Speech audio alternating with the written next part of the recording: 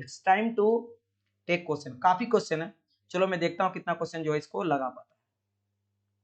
तो आप लोग थोड़ा रेडी हो जाओ और रेडी होके स्टार्ट कर दो टेस्ट लगाना। चलो चलिए अब आप लोग यहाँ पे स्टार्ट करिए लगाना। और जो मैं अगर नहीं पढ़ाया हूं ना, मुझे नहीं लग रहा कि यहाँ पे जिस क्वेश्चन को मैं नहीं बताऊं वो बता दूंगा कि ये क्वेश्चन जो अभी तक पढ़ाई नहीं हुआ, लेकिन ऐसा कोई भी क्वेश्चन नहीं है जो मैं नहीं बताया।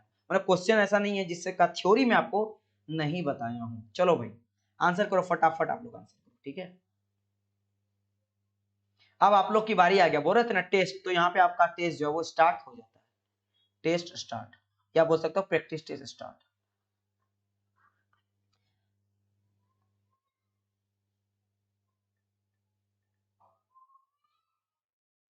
चलिए यहाँ पे आंसर जो है आना स्टार्ट कर चुका। देखो सबको आंसर दो, सिर्फ एक बच्चा आंसर देगा ना तो नहीं होगा। वेरी नाइस वेरी नाइस, यहाँ पे जितने भी बच्चे हैं ना सबका करेक्ट आंसर है।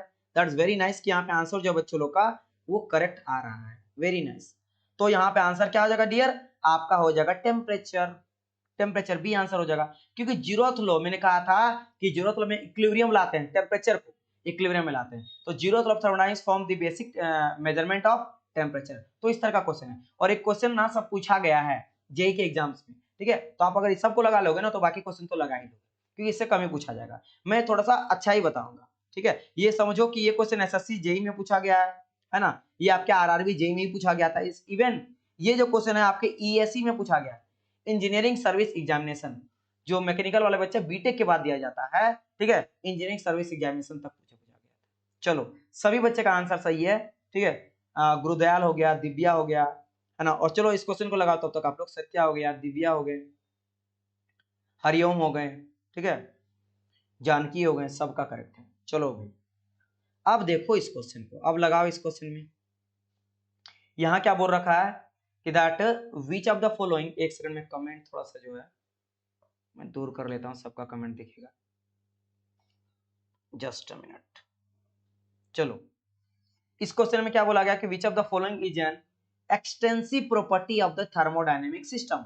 मैंने बताया था ना इंटेंसिव और एक्सटेंसिव, बताइए क्या होता है भाई एक्सटेंसिव, एक मैंने बताया था, और क्या बताया था इंटेंसिव। इंटेंसिव क्या था, एक्सटेंसिव क्या था, बताओ। और एक ही बच्चा का यहाँ पे आंसर आया है, और आंसर बताइए।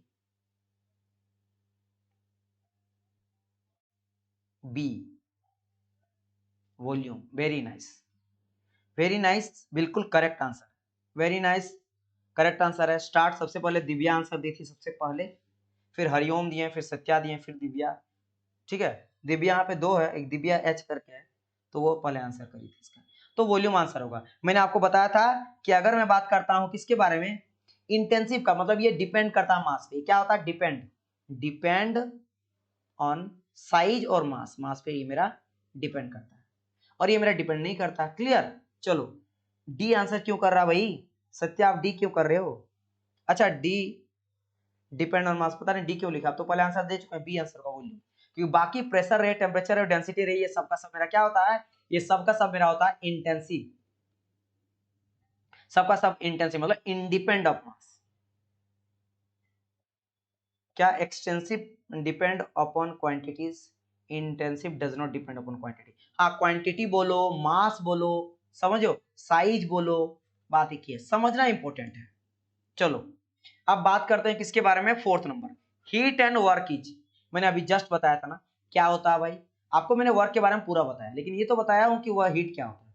चलो कोई बात नहीं डियर सत्या, सॉरी बोलने का जरूरत नहीं है, पहले आप आंसर सही किए थे, ठीक है। बाद में शायद टाइपिंग मिस्टेक हुआ, क्योंकि आंसर तो सही कर चुके हैं। चलो इस क्वेश्चन का आंसर लगाओ फटाफट। यहाँ बोला गया हीट एंड वर्क क्या होता है।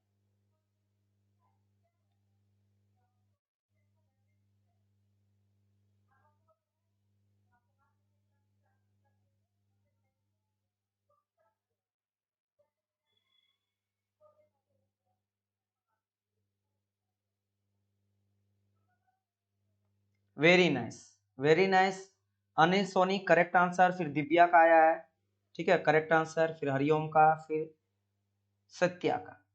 पाथ फंक्शन है, हीट एंड वर्क मेरा पाथ फंक्शन है। और इसको लिखते कैसे हम लोग, इन दोनों को डेल से लिखा जाता है, डेल क्यू भी लिख सकते हैं और अगर मैं वर्क का बात करूं तो डेल डब्ल्यू बी, या फिर डी को कट कर दो और डब्ल्यू डी को कट कर दो और क्यू। तो ये हो गया मेरा हीट के बारे में, ठीक है, और ये हो गया मेरा वर्क के बारे में, जो कि मेरा पाथ पे डिपेंड करता है, पॉइंट पे डिपेंड नहीं करता। मतलब ये सिस्टम का प्रॉपर्टी भी नहीं होता। मैंने बताया था जो भी पॉइंट फंक्शन होता है ना, वो मेरा पॉइंट फंक्शन सिस्टम का प्रॉपर्टी भी होता है, क्योंकि इनिशियल फाइनल पॉइंट पे डिपेंड करता है। इसलिए प्रॉपर्टी कहता है स्टेट को बता रहा है, लेकिन मेरे स्टेट को डिफाइन नहीं करता है। अच्छा, और एक मैंने कहा था कि जो पॉइंट फंक्शन होता है सी नंबर, वो सिस्टम के प्रॉपर्टी को बताता है। क्यों? क्योंकि ये स्टेट को बताता है, क्योंकि भाई इस टेम्परेचर में है, इनिशियल फाइनल मतलब बता रहा है कि उसका कौन सा स्टेट है, सॉलिड लिक्विड या गैस है, ठीक है। तो ये होता है मेरा पॉइंट फंक्शन, जिसको हम लोग दिखते हैं डी से। चलो आगे बढ़ते हैं, और ये मेरा इनएग्जैक्ट डिफरेंशिएशन भी होता है। चलो क्वेश्चन नंबर आगे, 5th नंबर देखो यहाँ पे, control volume in a thermodynamic system refer to. Control volume मैंने कहा था ना, याद करो टाइप ऑफ सिस्टम मैंने बताया था ओपन, क्लोज एंड आइसोलेटेड। उसमें मैंने बताया था कंट्रोल वॉल्यूम किसको कहेंगे, बताओ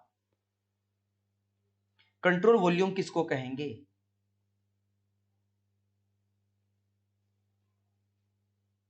अगर आप आंसर देखोगे तो देखो कभी कभी क्या होता है ना, अगर करेक्ट डायरेक्ट आंसर नहीं मिल रहा ना, तो आप पहले पकड़ो। जैसे पहला देखो, स्पेसिफिक मास इन दी फ्लूइड फ्लो। भाई फ्लूइड फ्लो, फ्लूइड फ्लो ये तो भाई बात कर रहा किसी और ही चीज का, हम लोग हीट का बात करते हैं यहाँ पे। फ्लूइड फ्लो कर रहा मास का, नो नो नो, ये तो नहीं होगा, है ना। फिर बात करें mass that move across the boundary, जो क्रॉस करता, क्रॉस कर रहा। चलो यहाँ पे आंसर बोला गया है बी। बी तो नहीं होगा यहाँ पे, नो नो, ना तो ए होगा ना बी होगा। फिर आप समझे नहीं, वेरी नाइस, करेक्ट आंसर यहाँ पे डी होगा। सत्या जो करेक्ट आंसर दिए हैं बाद में, fixed region in a space for the thermodynamic study.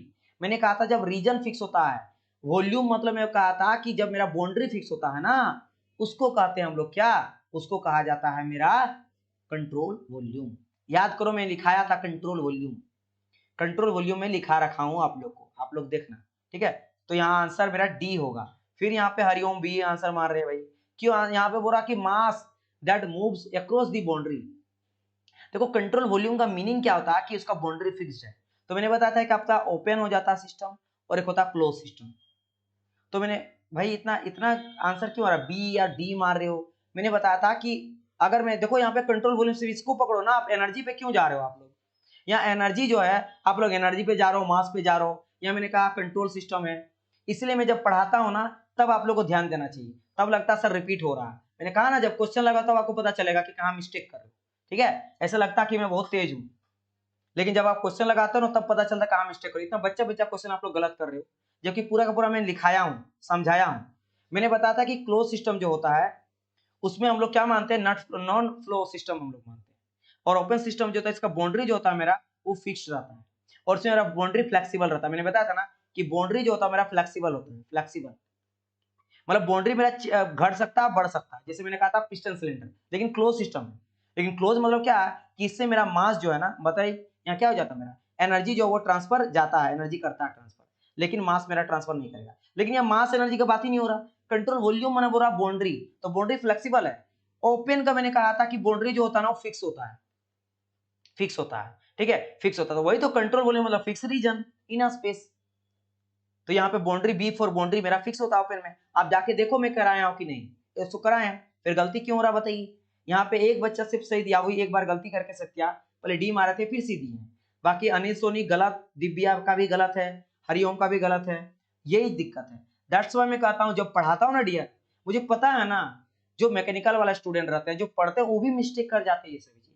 जब मैं बताता हूँ तो लगता है ना कि इजी है, इन चीजों को थोड़ा दिमाग में रखा करो, ठीक है, क्योंकि मुझे पता था कि ये मिस्टेक करोगे आप लोग ना, मुझे पता था। चलो आगे बढ़ते हैं, नेक्स्ट क्वेश्चन। समझ गए ना ये क्वेश्चन? क्लियर है? चलो अगर क्लियर है, नहीं तो कोई डाउट है तो पूछेगा, मैं समझाऊंगा, ठीक है, लेकिन मैं समझा रखा हूं। चलो अब इस क्वेश्चन को लगाओ तो भाई, आज मैं देख ही लेता हूं कि आप लोग कितना होनहार बच्चे हो। चलो इस क्वेश्चन को लगाओ 6 नंबर में।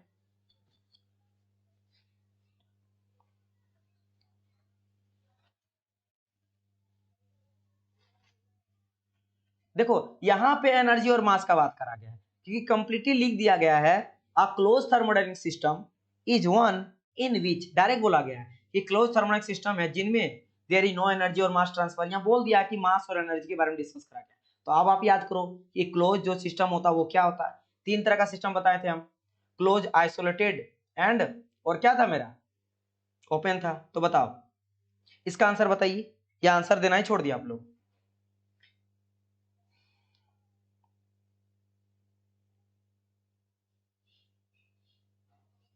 चलिए वेरी नाइस। सबसे पहले आंसर जो दिया गया है वो साइंस, साइंस एंड, ठीक है, कुछ धर्मा करके है, ठीक है, सनातन धर्म करके है। फिर सत्या का आंसर सही है, फिर हरिओम का, दिव्या, दिव्या दोनों का, ठीक है, अनिल का, संतोष का, हरिओम सब सही है, वेरी नाइस।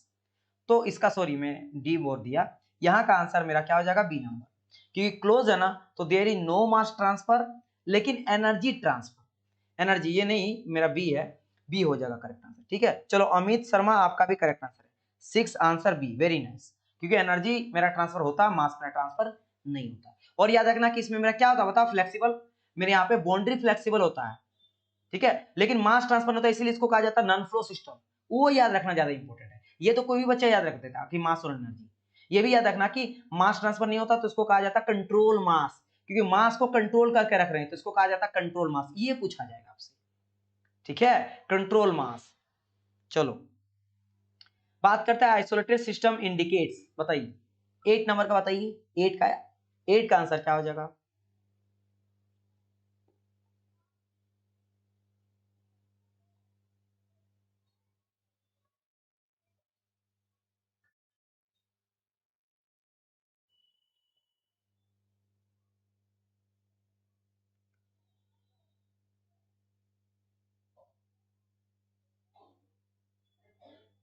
आंसर अभी तक आया नहीं है,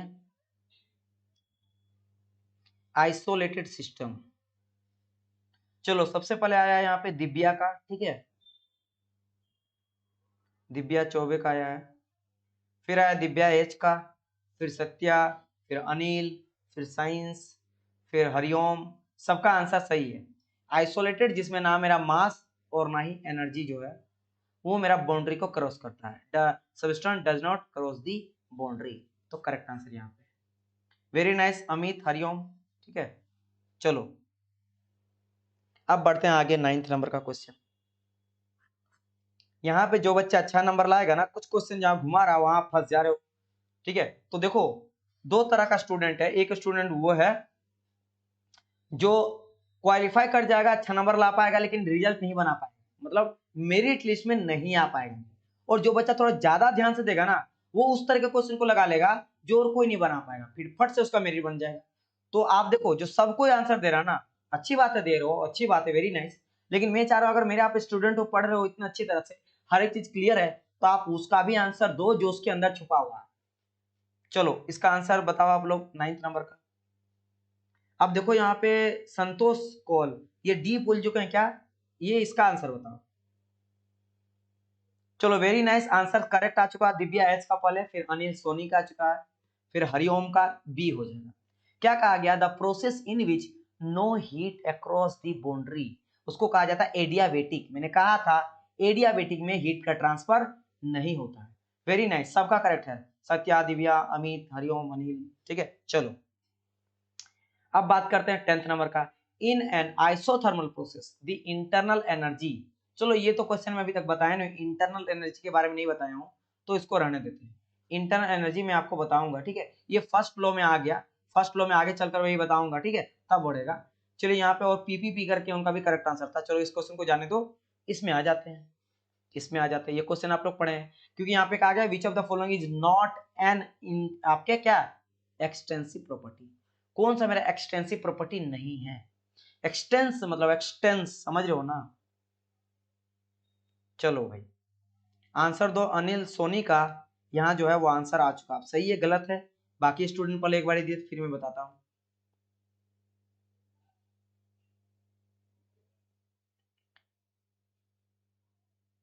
वैसे 10 का कौन सी बोला है, हाँ वैसे सही था, कोई बात नहीं, लेकिन ये मैं बाद में बताऊंगा, लेकिन वेरी गुड, जो यहाँ पे दिया ना हरिओम, यानी मैं अभी तक पढ़ाया हूँ लेकिन पता है, तो वेरी नाइस, टेम्परेचर कांस्टेंट रहता है तो इंटरनल कांस्टेंट रहता है।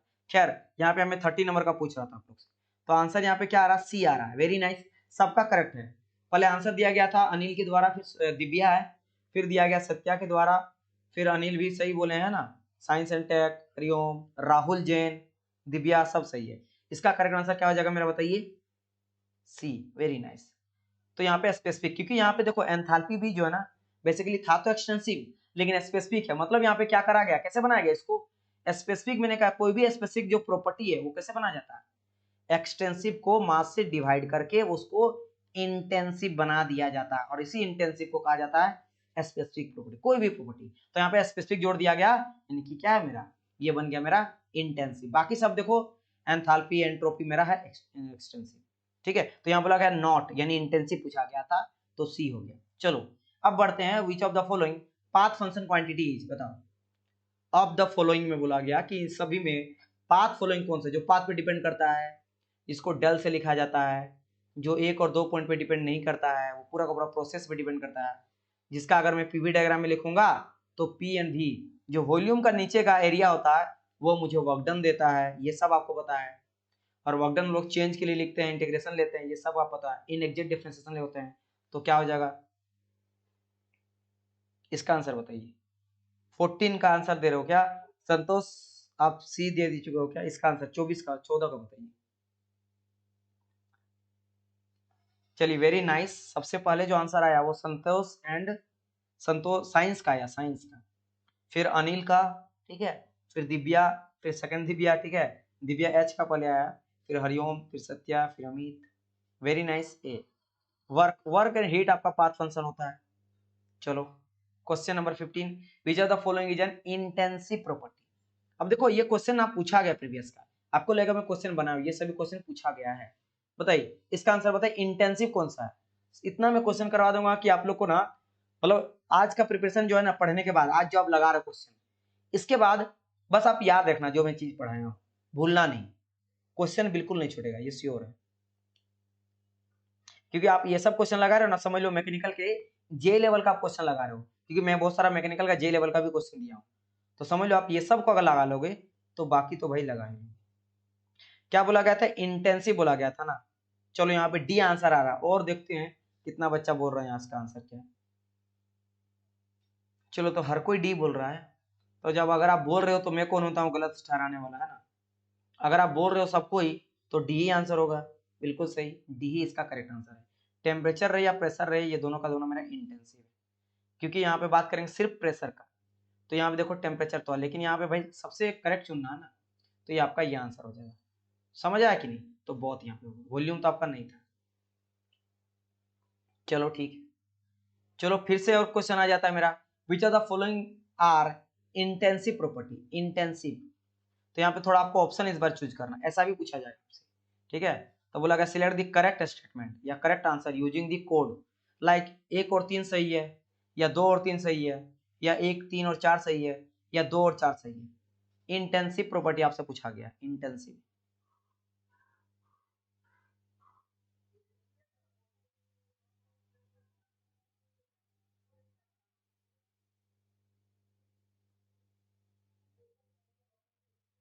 वेरी नाइस, 16 का बी हो जाएगा। यहाँ पे जो आप देखोगे, जो आपका स्पेसिफिक एंथैल्पी, वैसे एंथैल्पी मेरा है एक्सटेंसिव, लेकिन स्पेसिफिक मतलब मास से डिवाइड करके उसको इंटेंसिव बना दिया, है ना। और प्रेशर तो मेरा है ही, बाकी एनर्जी जितनी भी तरह का एनर्जी है सभी मेरा क्या होता है, ई है तो एक्सटेंसिव है। एनर्जी जितने भी एनर्जी है सब का सब मेरा एक्सटेंसिव होता है। चलो अनिल सत्या दिव्या, दोनों Divya science, Hariom Anil, all correct. चलो 17 नंबर लगा, वेरी नाइस अमित, ठीक है अमित शर्मा। अब यहां बढ़ते हैं, विच of the following is not a property of system. System का प्रॉपर्टी कौन नहीं है, थोड़ा क्वेश्चन अलग है, प्रॉपर्टी पकड़ना। संतोष बिल्कुल करेक्ट है, अब इसको बताइए, ठीक है इसका बताइए। प्रॉपर्टी बोला गया सिस्टम का प्रॉपर्टी, प्रॉपर्टी कौन होता है, जो स्टेट को बताता है। प्रॉपर्टी क्या होता है, मेरा पॉइंट फंक्शन होता है। प्रॉपर्टी को कैसे दिखाते हैं, डी से दिखाते हैं, यानी कि डी से चेंज दिखाते हैं, जो मेरा पॉइंट पे डिपेंड करता है, इनिशियल एंड फाइनल पॉइंट पे डिपेंड करता है। तो यहां बोला गया नॉट अ प्रॉपर्टी, तो यहाँ आंसर आने लगा है। तो सबसे पहले दिव्या एच का आंसर आया, वेरी नाइस, 17 का डी हीट। फिर आंसर आया अनिल का, फिर आपका साइंस का, फिर संतोष, दिव्या, हरिओम, सत्या, अमित शर्मा, बाकी सबका फिर से ये हीट, क्योंकि हीट मेरा क्या होता है, पाथ फंक्शन होता है। इसका एग्जैक्ट डिफरेंशिएशन नहीं होता, इसको डेल से लिखा जाता है, ये स्टेट पे डिपेंड नहीं करता है, ठीक है। चलो वेरी नाइस, ट्रिपल पी जो है 4p है, उनका भी करेक्ट आंसर है। अब बढ़ते हैं आगे क्वेश्चन की ओर। Temperature of gas is produce due to, जो गैस का टेम्परेचर होता है वो क्यों प्रोड्यूस होता है। मैं आपको स्टार्टिंग लेक्चर में बताया था, स्टार्टिंग या सेकंड लेक्चर में बताया था कि जो गैस होता है, गैस का टेम्परेचर क्यों होता है, बताओ। वो याद करो, गैस का कंटेनर में गैस है, टकराता है। क्या मैंने कुछ बताया था प्रेशर टेम्परेचर के बारे में क्या बताया था, बताओ। अगर बता था तो बताओ। Temperature of gas produce due to, क्यों मेरा गैस का टेम्परेचर, मैंने बताया था गैस में प्रेशर भी प्रोड्यूस होता है एक रीजन से, और गैस में मेरा टेम्परेचर भी होता है एक रीजन से। 18 का आ रहा है बी आंसर, ठीक है। दिव्या एच बोल रही है 18 का बी। भाई यहाँ पे तो आंसर चेंज हो रहा है, 18 का सी बताया गया हरिओम के द्वारा, और फिर सत्या भी बोल रहे हैं बी। अधिकतर का बी आ रहा, अनिल सोनी डी बी बोली, मतलब इस बार मुझे बी सी डी ए छोड़ के सब मिल चुका है, ए छोड़ के जो है वो सब मिल चुका आंसर मुझे। तो सबसे पहले आंसर दिया गया था दिव्या का, ठीक है। तो मैं बताना चाहूंगा दिव्या एच आपका बिल्कुल करेक्ट आंसर है, काइनेटिक एनर्जी ऑफ मॉलिक्यूल, ठीक है। अब देखते हैं गलत आंसर कौन गया, हरिओम। हरिओम आप जो बोल रहे हो सी 19 का, आप कैसे बोल रहे हो डियर, बताओ। सी रिपल्सन ऑफ मॉलिक्यूल, मैंने क्या कहा था आप लोग को, रिपल्सन अट्रैक्शन, मैंने ये कहा था kinetic energy, kinetic energy of molecule, ठीक है। और बिस्की किसका आंसर है, सत्या का बी आंसर है। फिर बी आंसर दिया गया है संतोष के द्वारा। अनिल डी, बताओ। दिव्या चौबे भी आप बोल रहे हैं डी, डी आंसर क्यों होगा डियर। मैंने क्या बताया था, अट्रैक्शन, मैंने कहा था याद करो आप लोग कि अगर मेरा इस तरह का कंटेनर है और इसके अंदर मॉलिक्यूल है, तो इसका टेम्परेचर जो होता है ना आपस में टकराने की वजह से, कोलोजन की वजह से, तो वो कोलोजन की टकराता क्यों है, काइनेटिक एनर्जी के चलते। काइनेटिक एनर्जी मतलब क्या होता है, half M B square, half M B square मतलब वेलोसिटी, जितना तेज जितना ज्यादा मोशन करेगा उतना टकराएगा। मैंने ये बताया था कि अट्रैक्शन के चलते होता है, नो नो अट्रैक्शन तो मैंने नहीं बताया था, वो तो होता है अट्रैक्शन कोहेशन एडेशन होता है। मैंने ये नहीं बताया आप लोग को, मैंने कहा था कि मोशन के चलते वो आपस में टकराता, कोलोजन होता है। तो कोलोजन होता है, तो कोलोजन तो भाई रिपल्सन, देखो मेरा बात समझो, दो मॉलिक्यूल आए आपस में टकराया, तो अट्रैक्शन मान लो आप, अगर मान के चलोगे अट्रैक्शन हो रहा है तो टकराया, लेकिन टकराने के बाद फिर से किसी जगह टकराया, तो वो तो अट्रैक्शन नहीं होगा, तो रिपल्सन भी हो सकता है। तो काइनेटिक एनर्जी करेक्ट आंसर होगा, समझ रहे हो ना। फिर यहाँ पे देखो संतोष कोल बोल रहे डी, इसका आंसर समझ नहीं आ रहा क्यों, ठीक है। इसका आंसर होगा बी, काइनेटिक एनर्जी मॉलिक्यूल। मैंने कभी नहीं बताया कि अट्रैक्शन हो रहा है वहां पे, नो नो नो, वो हमेशा रेंडमली, हमेशा मैंने कहा था, याद है कि नहीं आप लोग को, मैंने कहा था काइनेटिक थ्योरी ऑफ गैसेस में पहला जो साइंटिस्ट दिया था वो क्या बोला था कि gas is always in motion, gas is always in motion. क्या ये याद है आप लोग को, मैंने कहा था कि गैस हमेशा मोशन में रहता है, इसी मोशन के चलते। और मैंने बताया था kinetic energy is directly proportional to temperature, क्या आप लोग भूल गए ये स्टेटमेंट। और मैंने बताया था कि कब काइनेटिक एनर्जी जीरो होगा, जब टेम्परेचर जीरो होगा, या फिर कब जीरो टेम्परेचर होगा, जब काइनेटिक जीरो होगा। और काइनेटिक एनर्जी जीरो कब होगा, जब उसका मोशन जो है ना वो जीरो हो जाएगा ना, तब टेम्परेचर भी जीरो, काइनेटिक एनर्जी जीरो। क्या याद नहीं है आप लोग को, ये मैं प्रूव कर चुका हूं आप लोग को कि kinetic energy directly proportional to temperature. तो भाई तो टेम्परेचर गैस का किसके वजह से, काइनेटिक एनर्जी की वजह से। तो ये तो भाई बताने वाला चीज है, सबको बता, चलो याद आया कि नहीं। अब देखो गलती कर रहे हो ना, तो देखो दिया, जब मैं ज्यादा चीज पे ध्यान देता हूँ, जिस थ्योरी में ज्यादा देता हूँ ध्यान, मुझे पता कि बच्चे गलती करते हैं, लेकिन आप लोग को ये लगता है कि सर हाँ सर, हाँ सर, हाँ सर, ठीक है। चलो ठीक है, कोई बात नहीं, अभी मैं बता देता हूँ, लेकिन अब मिस्टेक नहीं होना चाहिए। यहाँ मिस्टेक चलेगा, एग्जाम में अगर मिस्टेक कर जाओगे ना बड़े पछताओगे, क्योंकि पता है क्या हाल होगा, जो क्या आप अगर जाओगे ना एग्जाम के बाद तो पता चला अरे यार मुझे तो ये पता था, ओ माय गॉड मैं जानते हुए गलती कर दिया। तो पता है जो आपको नहीं पता है ना, वो अगर आप गलती करते हो ना तो कभी भी बुरा नहीं लगता है, क्योंकि आपको लगता है मुझे तो पता ही नहीं था। लेकिन जानते हुए अगर आप गलती करते हो तो उससे बुरा कुछ नहीं होता, क्यों लगता है यार जानते हुए मैंने ना 4% गलत कर दिया, तो वो नहीं होना चाहिए, समझ रहे हो ना, क्योंकि आप पढ़े हो जानते हो, फिर क्यों गलती करना। चलो आगे बढ़ते हैं, एक थोड़ा सा न्यूमेरिकल है, लेकिन कोई न्यूमेरिकल नहीं है, बहुत ही प्यारा क्वेश्चन है, ठीक है। बोला गया गैस है, परफेक्ट गैस बोल रहा है, ठीक है, जिसमें 27 डिग्री सेल्सियस हीटेड किया जा रहा है, गर्म किया जा रहा है एट अ कांस्टेंट प्रेशर। बस आपको यही से पकड़ना है। क्या किसी को याद है कांस्टेंट प्रेशर के बारे में कोई लॉ मैंने बताया था, पकड़ो अगर याद है तो, है ना। Till its volume is double, बोला गया कि टी टेम्परेचर में गर्म करे जब तक उसका वॉल्यूम डबल ना हो जाए, मतलब V1 से उसका वॉल्यूम कितना हो रहा है, 2V हो जा रहा है, वॉल्यूम उसका दुगना हो जा रहा है, गर्म करके एक्सपेंड हो रहा है, गर्म करे तो क्या हो रहा है, फैलता फैलता फैल के बड़ा हो गया, दुगना वॉल्यूम हो गया।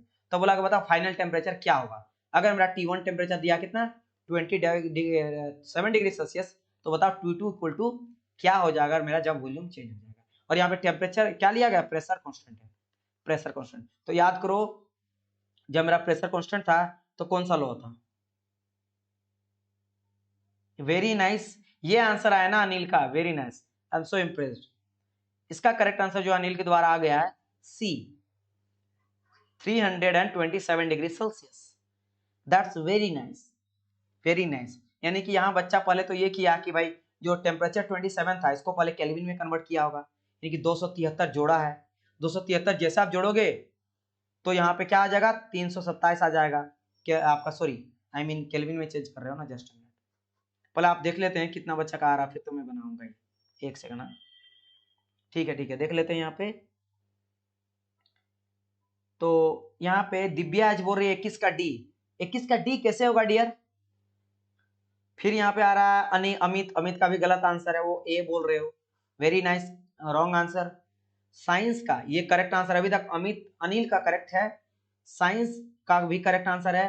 फिर दिव्या एच करेक्ट आ गया आंसर। सत्या अभी भी करेक्ट आंसर आप नहीं दे रहे हो, 21 का आप बता रहे हो, नो नॉट सा करेक्ट आंसर। दिव्या चौबे आपका करेक्ट आंसर है। चलिए ठीक है, अब मैं थोड़ा बता देता हूं जो बच्चा गलती कर रहा है ना, अब समझो यहाँ पे क्या गलती। क्या आप लोग को याद है चार्ल्स लॉ,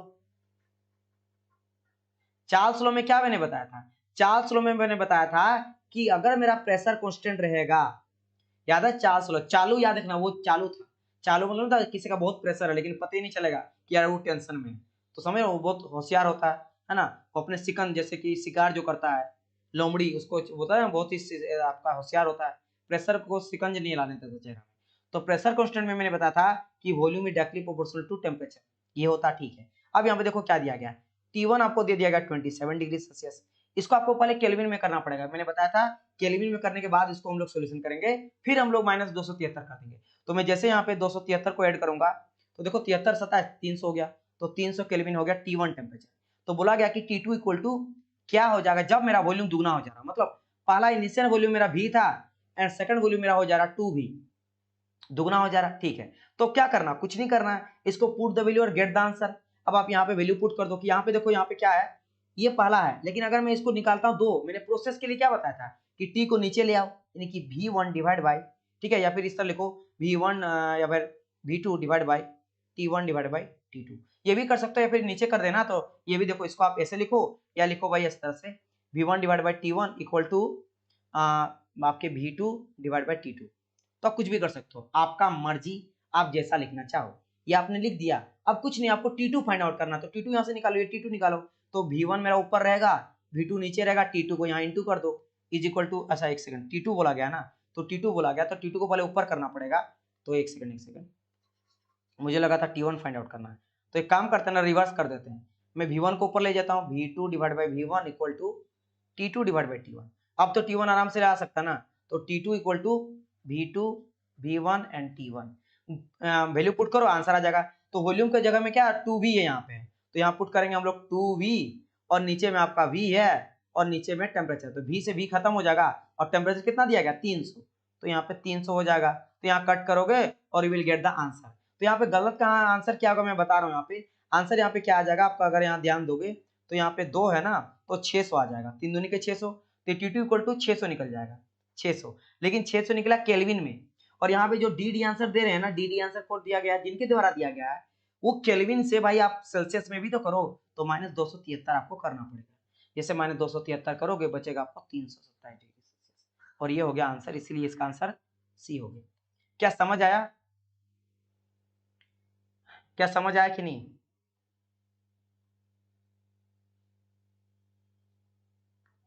बस आपको एक चीज का ध्यान रखना चाहिए कि ये पता होना चाहिए, V directly proportional to T, तो T को नीचे ले जाएंगे तो V बाई T, तो दो प्रोसेस के लिए V1 by T1 equal to V2 by T2, बस आपको T2 फाइंड आउट करना है, V को उधर ले जाओ, वैल्यू पुट करो, आंसर ले आओ। क्लियर हुआ, क्या मुझे कोई बताएगा कि यस सर क्लियर है।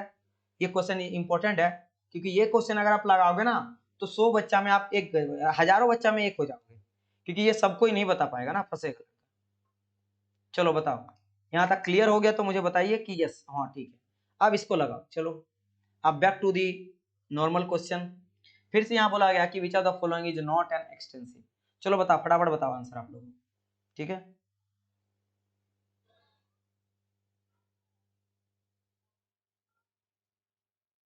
क्लियर क्लियर, इसको बताओ, हाँ क्लियर है, चलो ठीक है ठीक है, यस यस। एक्सटेंसिव बताओ, एक्सटेंसिव एक्सटेंसिव आंसर बताओ, पता है मैं डायरेक्ट पार करूंगा।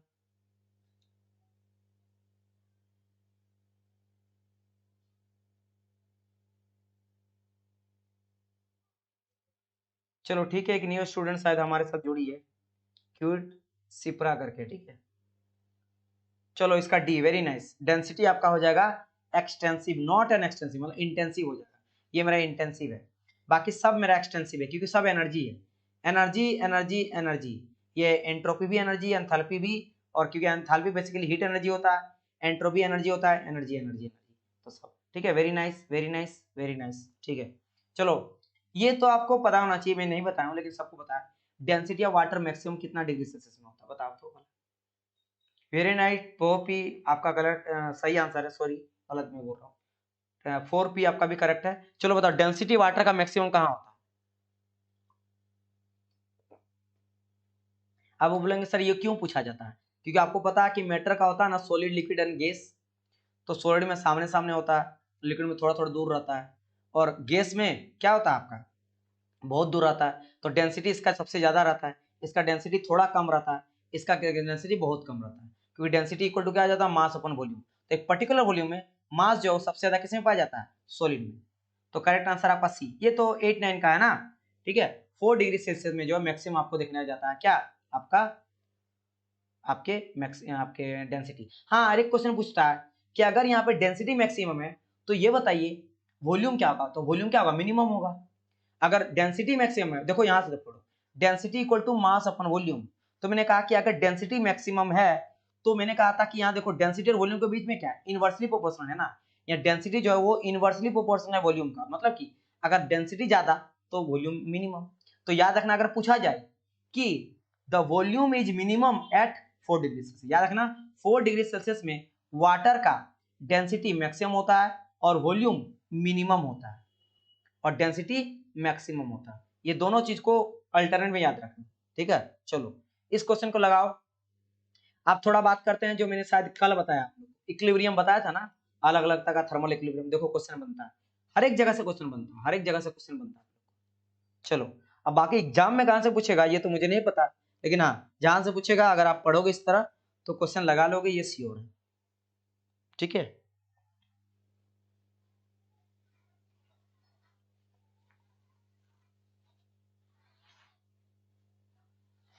चलिए, क्या क्वेश्चन में पढ़ूं क्या आप लोगों के लिए।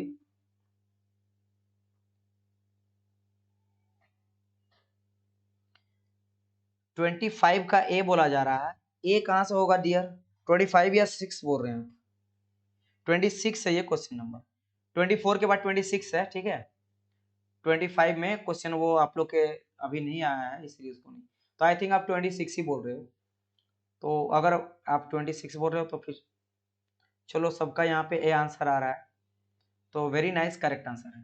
देखो बोला क्या गया, there when there is no heat exchange between two bodies, है ना, that are in the same temperature. तो मैंने कहा था जब टेम्परेचर सेम होता है पूरा का पूरा थ्रू आउट द सिस्टम, तो उसको कहते हैं थर्मल इक्विलिब्रियम। थर्मल मतलब temperature constant, temperature constant, temperature vary नहीं करेगा, मतलब कि T1 इक्वल टू T2 होगा। मतलब अगर T1 मेरा 30 डिग्री सेल्सियस है तो मेरा T2 भी क्या हो जाएगा, 30 डिग्री सेल्सियस ही होगा, इसलिए टेम्परेचर कांस्टेंट। इसलिए यहाँ पे क्या हो जाता है कि अगर आप निकालोगे ना कि डेल टी मतलब कि T2 माइनस T1 तो क्या हो जाएगा, जीरो हो जाएगा, क्या हो जाएगा मेरा, जीरो हो जाएगा। तो del T equal to zero, इसको भी अच्छा कभी कभी क्या बोला जाता है ना, ये भी ध्यान रखना कि बोलेगा चेंज इन टेम्परेचर तो बोलेगा डी टी, कि डी टी को आप लिख सकते हो T2 माइनस T1, तो बोलेगा डी टी इक्वल टू तो जीरो या टेम्परेचर कांस्टेंट, दोनों का मतलब एक ही है, ये बोले या ये बोले। क्योंकि मेरा बात समझो, टेम्परेचर कांस्टेंट मतलब क्या हो रहा है कि भाई T2 और T1 सेम है, तो अगर मैं बोलूंगा यहाँ पे dt मतलब क्या है, final temperature minus initial temperature, तो दोनों अगर 30 माइनस 30 होगा या 50-50 या 150 कुछ भी होगा तो हो तो जाएगा इक्वल टू जीरो ना, तो ये ध्यान रखना। तो इसका आंसर मेरा ए हो। चलो वेरी नाइस, सबका करेक्ट आंसर है। 444 हो गया, दिव्या सबसे पहले आंसर इसमें करी थी दिव्या एच, ठीक है, फिर अनिल, फिर सत्या, फिर हरिओम, फिर आपके पी एंड आपका दी गई। चलो चलो अब आते हैं 27 constant volume process is also known as या कॉल्ड एज। कांस्टेंट वॉल्यूम मैं आपको बता रखा था, अलग अलग तरह का प्रोसेस मैंने बताया था, आइसोकोरिक, आइसोथर्मल, एडियाबेटिक, है ना, open system, close system, isolated system. उसी में था आपका एक कांस्टेंट वॉल्यूम वाला भी। तो कांस्टेंट वॉल्यूम जिसमें रहता है, बताओ उस प्रोसेस को क्या बोलते हैं? कांस्टेंट वॉल्यूम वाले प्रोसेस को अगर मैं आप पीवी डायग्राम बनाऊं ना, तो प्रेशर है, वॉल्यूम है, तो वॉल्यूम यहाँ पे कांस्टेंट है, मतलब समझ लो वॉल्यूम कांस्टेंट है। यहाँ मान लो कुछ भी वॉल्यूम रहेगा, 4 लीटर 5 लीटर, तो कांस्टेंट वॉल्यूम इस तरह जाएगा। ये देखो प्रेशर वेरी कर रहा है, प्रेशर यहाँ 10 रहेगा और यहाँ मान लो 0 है, तो ये वेरी कर रहा है, लेकिन वॉल्यूम मेरा कांस्टेंट है। Isochoric, very nice. आइसोकोरिक इसको कहा जाता है। वेरी नाइस, करेक्ट आंसर है सबका। ठीक है, सबका है। तो यहाँ पर सबसे पहले फिर से दिव्या एच का सबसे पहले आंसर आया है, फिर आया है हरिओम का। एक सेकंड, ए आंसर आप कर रहे हो क्या? ए कौन कर रहा है भाई? हरिओम, आप ए क्यों बोल रहे हो भाई? आइसोबारिक में प्रेशर कांस्टेंट होता है ना, आइसोकोरिक में वॉल्यूम कांस्टेंट होता है, और एडियाबेटिक में हीट कांस्टेंट होता है, यहाँ हीट नहीं ट्रांसफर करता है। और आइसेंट्रोपिक में है जो है, वो मैं बाद में बताऊंगा। ठीक है, तो बाद में बता। बेसिकली कभी कभी एडियाबेटिक को आइसेंट्रोपिक कहा जाता है, लेकिन तो पर्टिकुलर कंडीशन, तो आइसेंट्रोपिक में बताऊंगा कि डी वी पे power gamma equal to constant लिखते हैं, और एडियाबेटिक में पी वी पे power N equal to constant लिखते हैं। तो खैर इस सब में नहीं बढ़ाया हूं अभी। तो अभी आप समझो कि इसका आंसर बी होगा। प्रेशर, ये जो आंसर दिया ना, आइसोबारिक, आइसो बार बार मैं बताया था, बैरोमीटर से प्रेशर को मारा जाता है, बार माने प्रेशर कांस्टेंट, और एडियाबेटिक मतलब हीट। चलो चलो, अमित शर्मा करेक्ट है, हरिओम अब आप सही दियो आंसर। ठीक है, सही दियो। अच्छा 28 आंसर कौन कर रहा है भाई? 28 में अभी तक तो लाया नहीं था। चलो इसको थोड़ा कैलकुलेटिंग वाला पार्ट है, इसका मुझे आंसर सही चाहिए। इस बार पिछला बार आप गलत किए थे, इस बार बात देखो क्या करा गया है कि आइडियल गैस है जिसका 27 डिग्री सेल्सियस, इसको गर्म किया जा रहा है एट ए कांस्टेंट प्रेशर। फिर से वही चीज, जब तक मेरा वॉल्यूम जो है 3 गुना ना हो जाए। तो इस बार आपको बस ये लेना है कि वॉल्यूम V3 मतलब V1 जो दिया गया वो V है, तो V3 कितना हो जाएगा? 3V के बराबर हो जाएगा। और टेम्परेचर कितना दिया गया? T1 दिया गया 27 डिग्री सेल्सियस। तो बोला बताओ, जब मेरा V3 हो जाएगा, वॉल्यूम 3 गुना हो जाएगा, तो टेम्परेचर ऑब्वियसली बात है क्या होगा? घटेगा। कितना घटेगा या कितना बढ़ेगा? ठीक है, what will be the temperature of the gas, तब गैस का टेम्परेचर कितना होगा वो मुझे पता। अच्छा हीट किया जा रहा ना, हीट है तो टेम्परेचर बढ़ेगा। तो बताओ T2 इक्वल टू क्या होगा? और बोला गया क्या क्या? At constant pressure. तो कांस्टेंट प्रेशर मतलब मैं तो बताया था चार्ल्स लॉ। तो अब चार्ल्स लॉ पता है क्या था? एट कांस्टेंट प्रेशर जो वॉल्यूम होता है वो डायरेक्टली प्रोपोर्शनल होता है टेम्परेचर का। तो फॉर दो प्रोसेस के लिए क्या आ जाएगा? V1/T1 equal to V2 by T2। तो यहाँ पे मुझे क्या चाहिए? T2 चाहिए, T2 चाहिए। तो क्या करो, ऊपर ले आओ इसको, T1/V1 कर दो, और T1/V1, और यहाँ जगह क्या? T2/V2। तो मुझे T2 चाहिए, तो भाई क्या करूंगा यहाँ पे? चलो मैं इस बैक आते जा रहा हूँ, बैक आते जा रहा हूँ।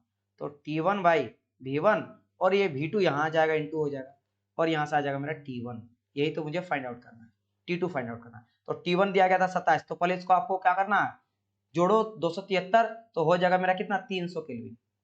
जब आप 273 को जोड़ोगे, क्योंकि डिग्री सेल्सियस से केल्विन कर, मैं आपको बताया था ना रिलेशन डिग्री सेल्सियस मतलब टेम्परेचर और केल्विन के बीच में। तो केल्विन में हमेशा बताया था, केल्विन में लेके चलते हैं हम लोग जो भी सोल्यूशन करेंगे। तो 300 ऊपर में वैल्यू पुट करोगे and divide by V1। V1 कितना दिया गया देखो तो भाई, V1 तो V दिया गया, V पुट करो यहाँ नीचे, और V2 दिया गया 3V, तो इंटू 3V। तो V से V खत्म, तो 3 तिया 9, यानी कि 900। तो 900 तो केल्विन आया, लेकिन आपको केल्विन में तो आंसर नहीं दिया गया है, आपको आंसर दिया गया डिग्री सेल्सियस में। तो इसको करेंगे हम लोग क्या? -273। तो 273 घटाओगे तो बताओ आंसर कितना आ जाएगा? बताइए मुझे। आ जाएगा 627 डिग्री सेल्सियस। तो आंसर क्या आ जाएगा मेरा? B number. चलो क्या ये क्लियर हुआ या बना? आप लोग आंसर करो।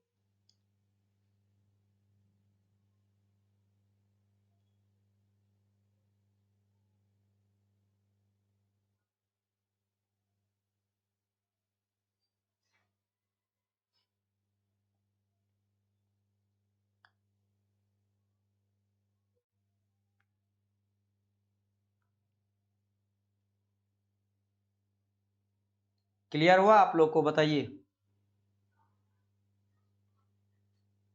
क्लियर हो गया ना? चलो, कोई रिस्पॉन्स नहीं आ रहा, क्या बात है भाई, बच्चों का रिस्पॉन्स क्यों नहीं आ रहा है?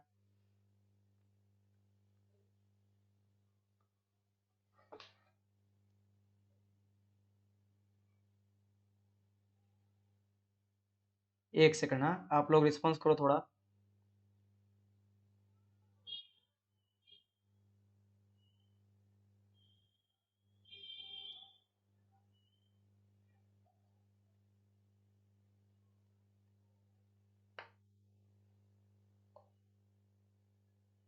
Hello, hello.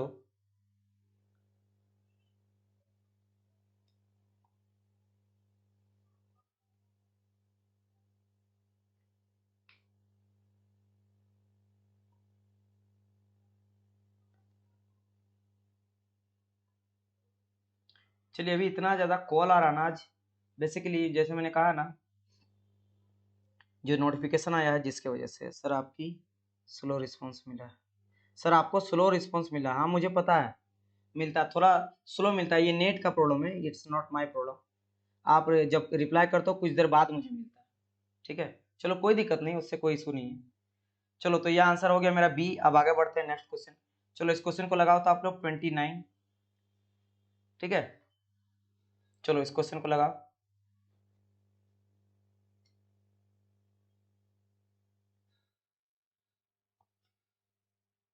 No no, network issue नहीं है वो। आप जब स्टार्ट होता है ना लाइव, तो मैं 1 मिनट बैठता हूँ, फिर आपका आता है, तो वो चलता है थोड़ा बहुत, वो ऑलवेज देखा जाता है। ये यूट्यूब का इशू है, नेटवर्क इशू नहीं, कितना आप नेट को रखो, ये इतने ही चलेगा। अब देखो, इस क्वेश्चन में क्या बोला गया है, total heat of a substance is also known as. Total heat जो होता है सबस्टांस के, मैं बता देता हूँ। मैं आप लोग को बताया था 29 का, यहाँ क्या आंसर डी आ रहा है, वेरी नाइस, एंथैल्पी। मैंने बताया था एंथैल्पी भी हीट के बराबर होता है। वेरी नाइस, वेरी नाइस, ठीक है। चलो, वेरी नाइस। अब बढ़ते हैं आगे। 29 का ए आंसर नहीं होगा, एंथैल्पी होगा। ए में तो है इंटरनल एनर्जी, वो नहीं होता, ठीक है। टोटल हीट का बात करेंगे, वो जो बच जाता है ना उसको कहा जाता है इंटरनल एनर्जी, ठीक है। ये मैं फर्स्ट लॉ में बताऊंगा। फर्स्ट लॉ होता है कि डेल क्यू इक्वल टू आपके del W D U plus del W, ठीक है, D U plus del W. तो यहाँ पे क्या होता है कि ये जो हीट से वर्क डन में कन्वर्ट किए ना, तो कुछ मेरा इंटरनल एनर्जी बच जाता है, तो ये कुछ जो बच गया उसको इंटरनल एनर्जी कहते हैं। चलो, खैर, इस क्वेश्चन पे आ जाते हैं। यहाँ पे क्या बोला गया है, द यूनिवर्सल गैस कांस्टेंट। चलो, मैं बताया था ना यूनिवर्सल, आपको पता है ideal gas equation PV equal to NRT, और मैंने बताया था कि this is your universal gas constant. ये यूनिवर्सल मतलब यूनिवर्स में कांस्टेंट रहेगा पूरा पूरा। और आप लोग लाइक नहीं किए हो, लाइक भी कर दो, लाइक बहुत ही कम है बच्चा आप लोग का। अगर आप इतना बच्चे हो तो लाइक, जितना बच्चा लाइव देख रहा है 16 बच्चा 17 बच्चा, उतना तो लाइक नहीं है, ठीक है। लाइक आप लोग फटाफट करो तो पहले, लाइक 6-7 है और बच्चा आप लोग देख रहे हो तो 16-18। तो पहले आप सारे के सारे बच्चे लाइक करो, ठीक है। सारे के सारे बच्चे पहले लाइक करो, तो सेशन को लाइक कर दो एक बार। चलो, वेरी नाइस। तो यहाँ पे आंसर आ चुका है, ठीक है। यहाँ पे जो है मुझे आंसर जो है मिलने लगा है, लेकिन यहाँ पे आंसर जो है सही नहीं मिल रहा ए। हाँ, ठीक है, ठीक है। तो हरिओम ए करेक्ट आंसर होगा ना, ठीक है, ए करेक्ट आंसर होगा, ठीक है। क्योंकि आप लोग को याद होना चाहिए, मैंने बताया था किलो जूल, अगर मैं इसका यूनिट बोलूँ तो देखो दोनों हो जाता। अगर मैं बोलूंगा 8.314 ये हो जाएगा, तो इसको हम लोग लिखते हैं किलो जूल पर, क्या हो जाता है, किलो जूल पर केजी मोल। मैंने बताया था ना, किलो जूल पर केजी मोल 8.31। लेकिन अगर आपको किलो जूल नहीं बोलेगा, जूल बोलेगा तो हो जाता 8314, ये फिर हो जाता जूल पर केजी मोल। तो जूल पर केजी मोल पे भी ध्यान रखना। तो यहाँ पे जो इक्वल टू, तो यहाँ पे कुछ नहीं बताया गया, तो दोनों ऑप्शन में एक ही नजर आ रहा है, ए नंबर, ए हो जाएगा। चलो, ठीक है। 31 बोला गया है, the process in which no heat enter or leaves this system is called. ना तो कोई हीट मेरा इंटर कर रहा है और ना ही लीव्स, मेरा सिस्टम से जा रहा है हीट बाहर, इसको क्या कहेंगे? क्या इसको आइसोबारिक कहेंगे, आइसोथर्मल कहेंगे, आइसेंट्रोपिक कहेंगे, या फिर आइसोकरिक? भाई, हीट अगर नहीं जा रहा तो क्या कांस्टेंट होगा? टेम्परेचर कांस्टेंट होगा, ठीक है। इस सिस्टम का जितना हीट है वो यही रह रहा है। तो याद करो, वाल क्या बनाते थे, एडियाबेटिक वाल बनाते थे ना, उससे क्या होता था, टेम्परेचर मेरा नहीं जाता था, तो यहाँ पे आइसोथर्मल हो जाएगा।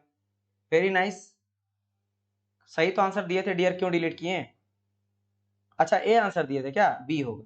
ठीक है, चलो ठीक है, okay, very nice. Satya, Anil, Divya, Hariom, Divya, सबका सही साइंस। चलो अब इसका देखो, molar specific heat of an ideal gas depend on, जो मोलार स्पेसिफिक हीट, बस बात ये बेसिकली क्या कर रहा है बताओ, ये बात कर रहा है स्पेसिफिक हीट का। जो मोलार मतलब मोलिकुल्स जो होता है, ठीक है, जो गैस का आइडियल गैस माने गैस का जो मोलिकुल का जो हीट होता है, ठीक है, हीट होता है, वो किस पे डिपेंड करता है, किस पे डिपेंड करता है, pressure and temperature, number of atom in the molecule, किस पे डिपेंड करता है, molar specific heat of the gas depend on. आप लोगों को याद आया कि मैंने बताया था कि गैस मेरा कंटिन्यूअस मोशन में रहता है, गैस कैसे रहता है मेरा, कंटिन्यूअस मोशन में रहता है, और मैंने बताया था जितना ज्यादा kinetic energy directly proportional to क्या हो जाएगा मेरा, टेम्परेचर। तो मैंने बताया था कि पहली बात, हाँ वेरी नाइस, डी होगा। नंबर ऑफ एटम्स, मैंने बताया था कि काइनेटिक एनर्जी जीरो हो जाएगा कब, जब मॉलिक्यूल मेरा मूव करना बंद कर देगा, और साथ ही साथ अगर इसका नंबर ऑफ मॉलिक्यूल्स बढ़ा देंगे, क्योंकि आपको याद होगा मैंने बताया था कि n is directly proportional to V, मैंने बताया था, ठीक है, n is directly proportional to T, और n is directly proportional P भी मैंने बताया था। नंबर ऑफ मॉलिक्यूल अगर बढ़ेगा तब भी प्रेशर बढ़ेगा, प्रेशर बढ़ेगा टेम्परेचर बढ़ेगा। तो करेक्ट आंसर क्या आ जाएगा मेरा यहाँ पे, number of atom. No no, यहाँ जो आंसर डी बोल रहा ना, प्रेशर टेम्परेचर, ये इसलिए क्योंकि नंबर ऑफ एटम ज्यादा है, नंबर ऑफ एटम ज्यादा इसलिए प्रेशर बढ़ता है, टेम्परेचर बढ़ता है। तो मेन फंडा तो होता है कि नंबर ऑफ एटम और मॉलिक्यूल पे डिपेंड करता है, इसी के वजह से आपका प्रेशर टेम्परेचर बढ़ता है, ठीक है। आप रूट को पकड़ो, रूट आपका है नंबर ऑफ मॉलिक्यूल, डी। आप लोग अभी तक लाइक शायद नहीं किए होंगे, एक बार मैं चेक कर दो, फिर अपने आप लोग को डांट लगाता हूँ, रुको। यहाँ बच्चा देख रहा 15, लेकिन लाइक अभी तक 15 नहीं है, बताओ। सारे बच्चे पहले लाइक तो करो, ठीक है, सारे बच्चे पहले आप लाइक करो। अगर आप लोगों को क्लास इंदा एंजॉय लग रहा है, मेरा आवाज देखो बैठ गया है, इतना लंबा लंबा क्लास लेके, क्योंकि मुझे अदर प्लेटफॉर्म में भी 2-3 घंटा क्लास लेते हैं, और यहाँ भी 3 घंटा, समझ सकते हो एक दिन में 6 से 7 घंटा मैं पढ़ाता हूँ, 6 से 7 घंटा लगातार बोलना, सब में सोचो कितना एनर्जी जाता है, ठीक है। चलो आ जाते हैं 33 क्वेश्चन पे। In a thermodynamic system a process in which volume remain constant, अगर मेरा वॉल्यूम कांस्टेंट रहता है, ये तो क्वेश्चन हम लोग लगा चुके हैं इसको, अच्छा हाँ ये न्यू क्वेश्चन है, बताओ। इसको आप लोग को पता है कि आइसोकोरिक होता है, आइसोकोरिक, लेकिन ना आइसोकोरिक को और एक नाम से जाना जाता है, वो मैं शायद नहीं बताऊं, अभी बता दूंगा, ठीक है। बताओ आइसोकोरिक को किस नाम से जाना जाता है, क्या किसी को पता है इसके बारे में, अगर नहीं बता तो मैं आपको बता, उसको कहा जाता है आइसोमेट्रिक, मीट्रिक। आप कैसे याद रखोगे, देखो आइसोकोरिक में क्या रहता है, वॉल्यूम कांस्टेंट, जैसे ये मेरा रेक्टेंगल है तो मैं वॉल्यूम निकालता हूँ इसका, सर्कल है उसका वॉल्यूम निकालता हूँ, कोई क्यूब, वैसे वॉल्यूम निकाला जाता है 3D फॉर्म का, जैसे कोई स्फीयर है उसका हम लोग निकालते हैं वॉल्यूम, कोई आपका क्यूब जैसा है ना, तो उसका हम लोग वॉल्यूम निकालते हैं, यस। तो आइसोमेट्रिक मतलब समझ लो, मीट्रिक मतलब क्या, मीटर, मीटर, मीटर ही तो यूज किया जाता है, जैसे volume L B into H, L B into H, तो एल बी हम लोग मीटर में कैलकुलेट करते हैं, लंबाई 4 मीटर 8 मीटर, तो मीटर में, तो याद रखना मीटर माने वॉल्यूम का बात कर रहा है, आइसोमेट्रिक तो वॉल्यूम कांस्टेंट, ठीक है। चलो यहाँ फिर भी करेक्ट आंसर है बहुत सारे बच्चों का, जैसे कि हरिओम करेक्ट आंसर दिए हैं, Divya Choubey correct answer the है, ठीक है। चलो सत्या भी करेक्ट आंसर है, दिव्या एच का भी करेक्ट आंसर है। अब बढ़ते हैं 37 की ओर, चलो बताओ। The value of extensive property is essentially depend on, मतलब बोरा सिंपल की जो एक्सटेंसिव प्रॉपर्टी होता है किस पे डिपेंड करता है, मास पे या नहीं। चलो मैं तो बता ही दिया, मैंने तो बता ही दिया। इंटेंसिव में क्या होता है, नहीं डिपेंड करता, एक्सटेंसिव में डिपेंड करता है, यानी ए आंसर हो गया। तो इसका तो ऐसे भी आप फटाफट आंसर दे ही सकते हो कि भाई यहाँ पे आंसर जो है मुझे ये होगा। अभी भी बच्चा आप लोग लाइक नहीं किए हो, बच्चा लाइव 16 देख रहा है अभी भी, लेकिन बच्चा लाइक मेरा मात्र वीडियो में है 11, ठीक है। देखो आप लोग लाइक नहीं करोगे ना तो दूसरे को ये लगता है, यूट्यूब को ये लगता है कि टीचर अच्छी नहीं है, देखो इतना आप लोग लग रहा है, आप लोग लग रहा है मेहनत किया जा रहा है, तो आप लोग लाइक करो। चलो अब देखो आ जाते हैं यहाँ पे क्वेश्चन नंबर, चलो इसका आंसर सबका सही है, ठीक है, सबका सही है, ठीक है दिव्या। अब इसमें बढ़ो, property of substance like pressure temperature density in thermodynamic coordinate are, मतलब बोरा की बताओ प्रेशर जो होता है, टेम्परेचर जो होता है, डेंसिटी जो होता है, ये सभी क्या है, क्या ये पाथ फंक्शन है, पॉइंट फंक्शन है, साइकिल है, या फिर रियल फंक्शन है, क्या है, कौन सा फंक्शन है। अभी देखो बच्चा 18 लाइव हो गया है, लेकिन लाइक क्या है, ओनली 11 है, बताओ यार, आप लोग तो मुझे एकदम रुला के छोड़ोगे।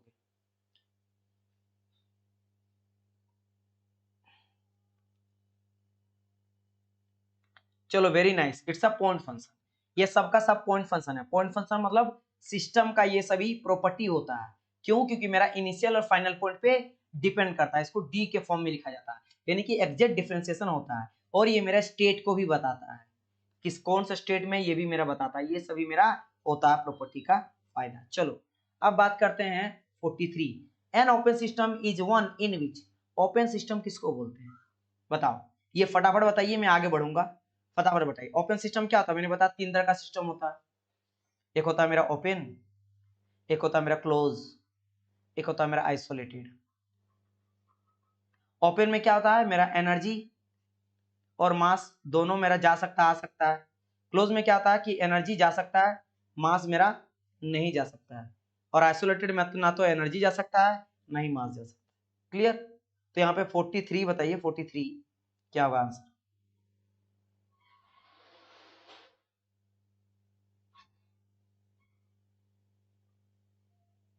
सी, वेरी नाइस। सबका करेक्ट आंसर है, वेरी नाइस। यहाँ बोला गया both energy and mass crosses the boundary, open में दोनों में जाता है। चलो अब बढ़ते आगे। क्या कहा गया? For a thermodynamics process to be reversible, याद करो रिवर्सिबल प्रोसेस क्या था। Reversible process, reversible the temperature difference between hot body and working substance should be, मतलब पूरा बताओ अगर रिवर्सिबल है तो टेम्परेचर कैसा होना चाहिए? क्या नेगेटिव होना चाहिए, इनफाइनाइट होना चाहिए, मैक्सिमम होना चाहिए, जीरो होना चाहिए? क्या होगा आंसर? किसी को अगर रिवर्सिबल का मतलब पता है ना तो ये पकड़ लेगा, क्योंकि थोड़ा सा डीप क्वेश्चन है, थोड़ा सा है लेकिन ज्यादा भी नहीं है। रिवर्सिबल का मतलब क्या था कि अगर एक पॉइंट से गया है ना कोई, तो उस जगह पे आ जाना चाहिए, रिवर्स आ जाना चाहिए। मैंने बताया था कि 1 से 2 जा रहा है और 2 से फिर वो 1 अगर आ गया, लेकिन सिर्फ एक पॉइंट पे नहीं आना चाहिए, उसको जितना वो देगा ना, कोई हिट करा या वर्क डन करा, वो रिवर्स भी हो जाना चाहिए। वो क्या होना चाहिए? रिवर्स भी ले लेना चाहिए। मैंने कहा था कि मैं अगर यहाँ से दौड़ के गया तो एनर्जी जो लॉस किया उस एनर्जी को मुझे ले लेना चाहिए, वो होना चाहिए। यानी कि अगर मान लो टेम्परेचर के फॉर्म पे यहाँ बताया गया है बॉडी हॉट, तो मैं 20 डिग्री सेल्सियस अगर मैंने खर्च किया, तो जब मैं लौटूंगा ना तो 20 डिग्री सेल्सियस मुझे लेना पड़ेगा। तो 20 माइनस 20 मतलब फिर जीरो हो गया, जितना खर्च किए थे उतना ले लिए, यानी कि जीरो। तो डी। तो वेरी नाइस, यहाँ सबका करेक्ट आंसर है, सत्या का, हरिओम का, दिव्या दोनों का, दिव्या चौबे और दिव्या एच। चलो अब बात करते हैं एन आइसो। चलिए ठीक है, अमित शर्मा आपका भी करेक्ट है। अब बात करते हैं हम लोग इसका। N isothermal process is one in which, isothermal process क्या होता है बताओ? आइसोथर्मल, आइसो माने सेम और थर्म माने हीट माने टेम्परेचर। यहाँ पे मेरा क्या होगा, टेम्परेचर जो होगा वो मेरा क्या रहेगा, समान रहेगा। तो एक बार आप आंसर बोलिए, क्योंकि आप टेस्ट लगा रहे हो ना, तो मैं आंसर लगाना सही नहीं रहेगा, पाए इजी रहे। या एक चीज ध्यान रखना ना, बच्चे क्या करते हैं जब ओवर कॉन्फिडेंट आ जाता है ना, तो लगता है अरे यार ये तो इजी क्वेश्चन है, मैं लगाऊंगा ही नहीं, आगे बढ़ो। वो कभी मत करना, वो ओवर कॉन्फिडेंट कहलाता है, जो आपके एग्जाम में घाटा पहुंचाएगा। अगर आपको आता है, आंसर लगा और फटाफट आगे बढ़ो। Very nice. B, temperature of the system remain the constant, remain constant रहता, कोई भी चेंज नहीं देखने को मिलता। वेरी नाइस, सभी का करेक्ट आंसर है, ठीक है सभी का। पढ़ना पड़ेगा क्या? 46। तो दिव्या एच, फिर हरिओम, फिर दिव्या, फिर 4P, सत्या, अनिल। चलो बढ़ते हैं आगे। तो कभी भी वो मत करना लगाना, क्योंकि क्या होता है ना, आप जानते हो फिर भी क्वेश्चन लगाए ना तो रिवीजन हो जाता है, 2 बार याद। और माइंड मेरा जो हम लोग का होता है, सबकॉन्शियस माइंड ऐसे काम करता है कि एक बार किसी चीज को और एक बार पढ़ोगे ना, जो जाना गया उसको फिर से पढ़ते हो तो 100 टाइम आपका रिमेंबर और याद हो जाता है। और एक बार फिर पढ़ लिए जो जानते हैं और 100 टाइम, तो काफी ज्यादा टाइम तक याद रह जाता है। देखो बोला विच of the following is an extensive property, expanse मतलब मास पे डिपेंड करता है, तो देख के ही लग रहा है मेरा एंथैल्पी होगा। वेरी नाइस, वेरी नाइस, सभी का करेक्ट आंसर है, दिव्या, अनिल, ठीक है, हरिओम। चलो अब बात करते हैं, वेरी नाइस सबका, सत्या, दिव्या चौबे। अब बोला गया the area below the PV diagram, जो पीवी डायग्राम होता है प्रेशर एंड आपके वॉल्यूम का डायग्राम होता है, area below the PV diagram of non flow process क्या देता है? अभी मैंने बताया था कि पी है और भी है, ठीक है। पीवी डायग्राम के बिलो क्या देता है, ये क्या देता है, यहाँ पे क्या मिलता है बताओ? क्या मिलता है? क्या हीट ट्रांसफर, मैंने तो अभी तक हीट के बारे में बताया ही नहीं है। इंट्रोपी के बारे में बताया नहीं बताया। मास ट्रांसफर मैंने बताया, तो क्या ये मास देता है मुझे या वर्क ट्रांसफर देता, बताओ मुझे फटाफट। चलो वेरी नाइस अनिल, वर्क देता है, ठीक है। वो भी याद रखना कहाँ पे, वॉल्यूम आने में, वॉल्यूम के नीचे मुझे ट्रेस करना पड़ेगा, प्रेशर वाले में नहीं, वॉल्यूम के नीचे ट्रेस करना पड़ेगा। चलो ठीक है, सबका सही है, ठीक है। 48 का सबका सही है, अनिल, सत्या, दिव्या, ठीक है, और दिव्या, हरिओम। चलो इस क्वेश्चन को देखो, द एक्सप्रेशन पीडीवी, मैंने कहा था ना पीडीवी छोड़ेगा नहीं आपको, तो पीडीवी और 1 से 2 मतलब प्रेशर चेंज हो रहा है, तो ये gives the measure of work done, ये तो पता मुझे वर्क डन होता है, वर्क डन इक्वल टू हो हम लोग लेते हैं पीडीवी, ठीक है, यही आपका क्या है, आपका बाउंड्री वर्क, तो ये जो बाउंड्री वर्क हो रहा है, और अगर मैं प्रेशर चेंज हो रहा था 1 से लेकर 2 तक, तो बताओ ये किसके लिए लेते हैं, मैंने बताया था 2 कंडीशन, तो क्या स्टेडी फ्लो के लिए लेते हैं या नॉन फ्लो के लिए, ओपन के लिए, या एनी सिस्टम के लिए, बताओ किसके लिए लेते हैं 49 बताइए। अब भी देखो मैंने बताया था, अब भी मुझे याद है बताया था, इसका तो आंसर मुझे चाहिए ही।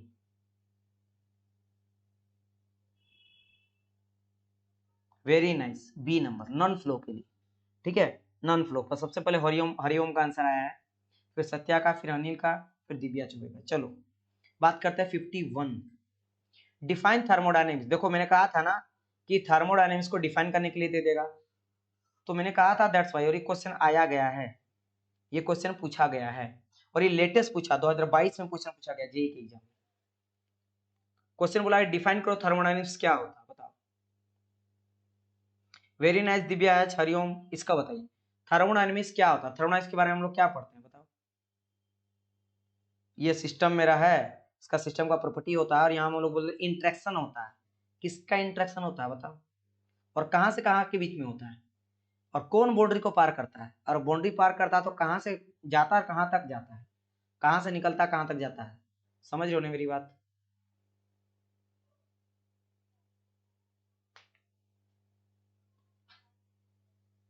Very nice, it is the science that deals with the relation between the heat, work and property of the system, ठीक है, क्योंकि मैंने कहा था कि जब हम लोग ये हीट एंड वर्क क्या दोनों मेरा एनर्जी है, तो हम लोग बोले थे एनर्जी का इंटरेक्शन देखते हैं, और ये एनर्जी जो आता है या जाता है जिसके वजह से सिस्टम के प्रॉपर्टी में क्या चेंज आता है, जैसे प्रेशर, वॉल्यूम, टेम्परेचर, डेंसिटी, ये सब में कितना चेंज आ जाता है, ठीक है। अब देखो यहाँ पे दिव्या चौबे बोल रही है A deals with dynamics under the thermal condition, no no no, यहाँ पे आप समझ गए ना कि थर्मोडायनेमिक्स मैंने समझाया था कि थर्मोडायनेमिक्स मतलब होता है हीट का जाना आना, लेकिन हीट किस फॉर्म में जाता है, एनर्जी के फॉर्म में जाता है ना, ये आपको पूरा डिफाइन करना पड़ेगा कि एनर्जी में भी क्या, मैंने कहा था कि हीट जाता, ठीक है, हीट मेरा डायनेमिक, तो यहाँ पे बोला कि सिर्फ डायनेमिक, क्या डायनेमिक, हीट, और हीट जो होता है वो मेरा क्या होता है एनर्जी के फॉर्म में, लेकिन यहाँ पे हीट और वर्क दोनों तरह का एनर्जी जाता है, और जिसके वजह से मेरा सिस्टम का प्रॉपर्टी चेंज होता है, इसीलिए प्रॉपर्टी ऑफ द सिस्टम, समझ आए तो डी हो गया। चलो बोला गया in a reversible adiabatic process the heat added in joule is, adiabatic का बात करा गया, एडियाबेटिक प्रोसेस में बताओ हीट कितना ऐड करेगा सिस्टम पे, बताओ इसका आंसर बताइए, हीट कितना ऐड होगा ये मुझे बताइए।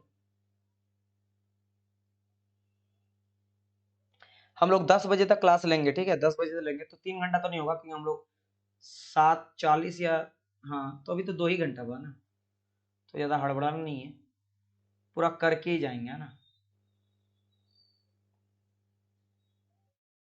वेरी नाइस, चूंकि एडियाबेटिक है, एडियाबेटिक मतलब कि क्या होता है कि मेरा हीट का ट्रांसफर नहीं होता है, यानी कि आंसर क्या हो जाएगा मेरा ए नंबर, राइट। चलो भाई अब बात करते हैं, सभी का करेक्ट आंसर है an ideal gas undergoes N isothermal, चलिए सही है डियर, दिव्या चौबे करेक्ट है, तो बोला गया an ideal gas, Amit Sharma आपका भी करेक्ट है, ठीक है, तो बोला गया an ideal gas undergoes N isothermal process, isothermal मतलब टेम्परेचर कांस्टेंट, ठीक है, बिटवीन स्टेट 1 से 2, ठीक है भाई, है ना, तो बोला गया था अप्लीकेबल इक्वेशन इज, कौन सा अप्लीकेबल इक्वेशन होगा, याद करो टेम्परेचर कांस्टेंट लेके कौन सा इक्वेशन लिखे थे, कितने क्वेश्चन है होगा 60-70 होगा, तो अब आपका कुछ ज्यादा नहीं बचा हुआ, मैं आपको गिनवा देता हूँ, चलो आप लोग को लग रहा है कितना क्वेश्चन, देखो 1 2 3 4 5 6 9 10 11 12 14 13, और मात्र 13 क्वेश्चन बचा हुआ, ओनली 13 क्वेश्चन आर लेफ्ट, हो गया ना क्लियर कितना क्वेश्चन बचा हुआ है, 13 क्वेश्चन और है, ठीक है, तो बताओ 58 का ए, ए और बच्चा आंसर करो, फटाफट आंसर करो, करेक्ट आंसर, ठीक है, आप ऐसे भी पकड़ लेना ना कि पीवी इक्वल टू जो हम लोग लेते हैं ना एनआरटी, तो देखो यहाँ बोला गया टेम्परेचर कांस्टेंट ना, तो ऐसे पकड़ लो, टेम्परेचर तो कांस्टेंट हो गया तो खत्म। आर आपका यूनिवर्सल गैस कांस्टेंट, तो ये तो पहले से ही कांस्टेंट है। और एन आपका नंबर ऑफ मोल है, यानी कि मोल यानी मोल का मास, और हम लोग यूनिट मास लेके चलते हैं, यानी कि पूरा का पूरा सब कांस्टेंट हो गया, यानी कि पीवी इक्वल टू कांस्टेंट। तो प्रोसेस के लिए क्या आ जाएगा, P1 V1 equal to P2 V2, ऐसे भी आप पकड़ लेना, समझ रहे हो ना। बाकी आपको पता है कि टेम्परेचर कांस्टेंट ब्रैकेट में होता है, तो ये कोई बताया याद है। चलो बताओ मुझे, टेम्परेचर कांस्टेंट कौन सा लॉ था, और इस क्वेश्चन को भी लगाओ, कौन सा लॉ था जिसमें मेरा टेम्परेचर कांस्टेंट था, किसी को याद है क्या, बताइए।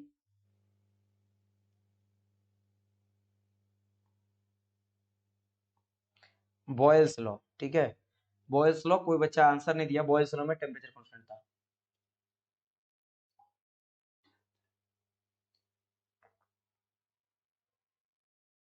और उसमें रहा था कि जो मेरा प्रेशर होता है वो डायरेक्टली प्रोपोर्शनल, फिर वॉल्यूम मान लो जो भी बोलो, volume inversely proportional to pressure at constant temperature, यही था ना। तो यहाँ पे पीवी, भाई पीवी आ जाएगा, P1 V1 equal to P2 V2।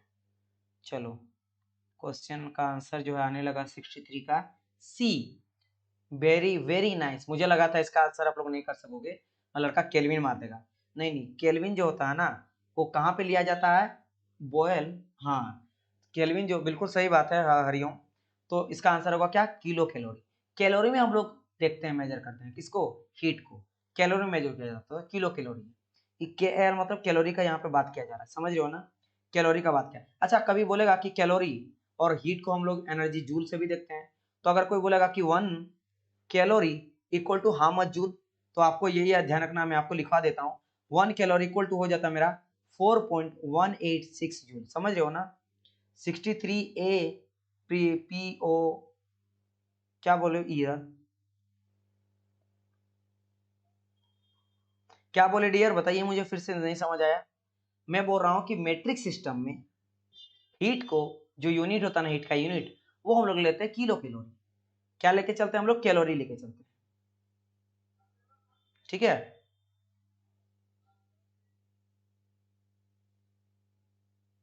तो आपका आंसर हो जाएगा सी। चलो आगे बढ़ते हैं 67 की ओर।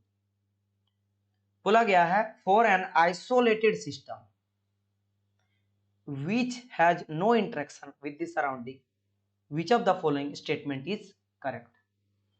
Heat transfer is zero, work transfer is zero, internal energy remain constant, all options are correct in case of isolated। बताओ।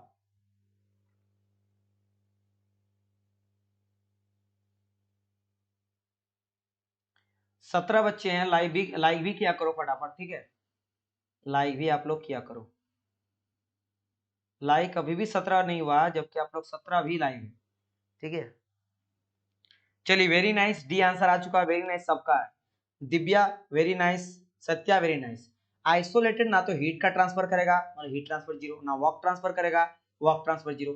अगर हीट वर्क ट्रांसफर ही नहीं कर रहा है तो इंटरनल एनर्जी कहाँ से चेंज होगा, तो वो भी मेरा कांस्टेंट ही रहता है, वेरी नहीं करता है, क्योंकि होता ही नहीं है, राइट। अनिल हरिओम, ठीक है, very nice. Legacy 09 correct answer है। चलो अब बात करते हैं क्या हम लोग, आइसोपेस्टिक। देखो आइसोपेस्टिक और एक प्रोसेस है, ठीक है। एक था मेरा क्या, आइसोमेट्रिक, आपको याद है ना आइसोमेट्रिक। आइसोमेट्रिक किसका था, वॉल्यूम कांस्टेंट, जिसको हम लोग क्या नॉर्मली क्या जानते हैं, हम लोग जानते हैं आइसोकोरिक। तो आइसोकोरिक जानते हैं कि इसमें मेरा वॉल्यूम कांस्टेंट होता है, लेकिन बताया कि मेरा आइसोमेट्रिक भी इसको कहते हैं। सेम इसी तरह मेरा आइसोपेस्टिक भी एक प्रोसेस होता है, जिसको पता आपको है उसको कहा जाता है, नहीं पता तो मैं बता दूंगा, अगर पता तो बताइए मुझे, क्या किसी को इसके बारे में पता है।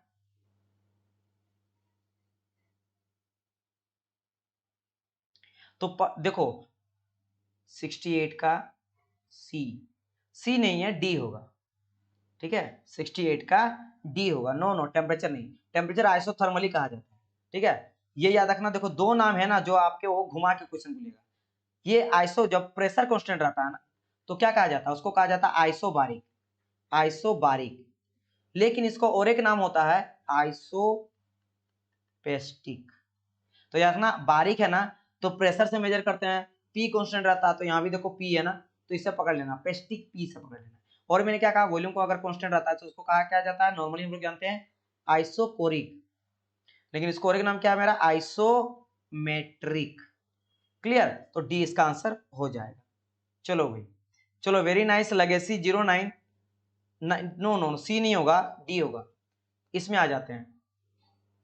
चलिए ट्राई करिए इसको, इसको मैं चाहता हूं कि करेक्ट आंसर दे।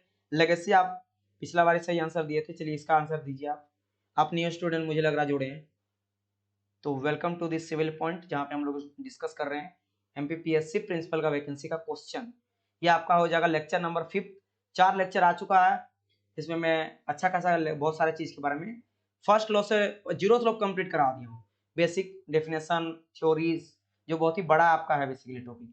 फर्स्ट लॉ उतना बड़ा नहीं जाएगा, 2-3 लेक्चर में कंप्लीट कर देंगे फर्स्ट लॉ, फिर बढ़ेंगे हम लोग सेकंड लॉ, फिर आपका एंट्रोपी, फिर और चीजें।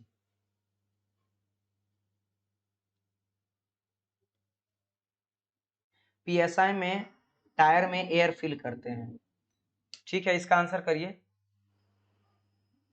बोला गया कि कंसीडर द फॉलोइंग प्रॉपर्टी, यानी बोला गया क्या यहाँ पे, which are the following property extensive बोला गया ना। चलो आंसर बताओ, यहाँ पे आंसर आया ए दिव्या एच का। वेरी नाइस, ओनली ए, बिल्कुल सही। दिव्या यहाँ पे हरिओम बोल रहे हैं कि लेगेसी आप बी बोल रहे हो, no no no, B answer यहाँ नहीं होगा, ओनली यहाँ पे आंसर ए होगा, ओनली 1 होगा, ठीक है।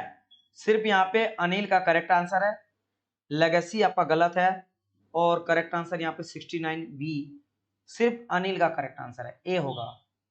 क्योंकि क्या बोला गया यहाँ पे, एक्सटेंसिव ना। अब देखो इतना जानने के बाद भी गलत कर दे रहे हो।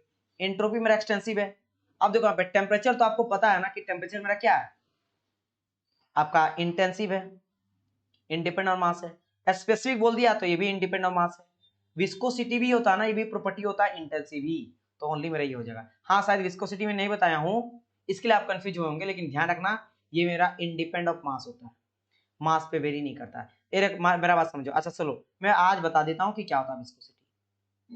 एक चीज मुझे बोलो, विस्कोसिटी आप लोग फ्लूइड सिविल के स्टूडेंट है, तो पानी बहता है, तो पानी लेयर बाय लेयर बहता है, पहला लेयर दूसरे लेयर को रोकता है, कैसा प्रोफाइल बनता है इस तरह से, ठीक है।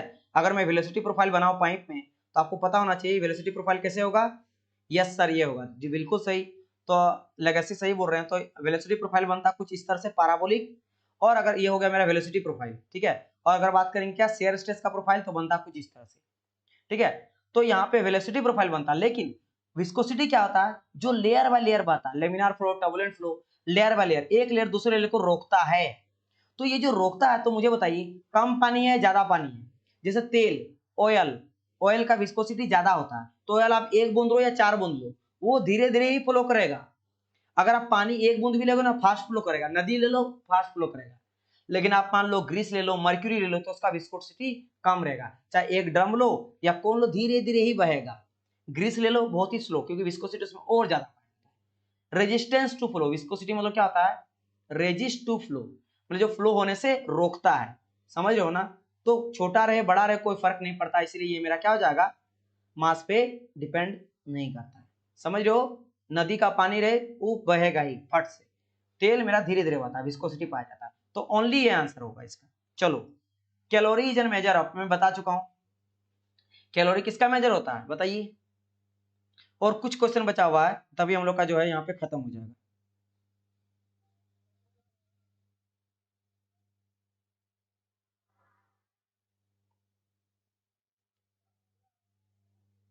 चलो,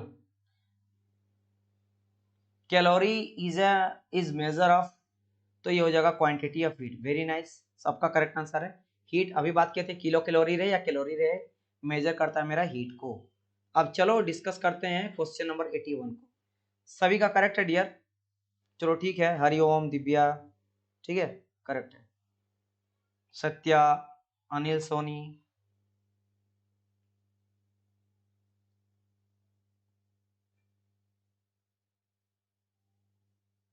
लेगेसी 09,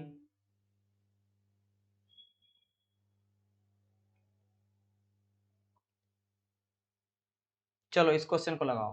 कहा गया thermal equilibrium between two or more bodies exist when they are bound together, there is no change in. 81 का सी, थर्मल माने टेम्परेचर। चलो हरिओम का करेक्ट है, अनिल सोनी का भी करेक्ट है। सबसे पहले आंसर दिया गया था दिव्या एच के द्वारा।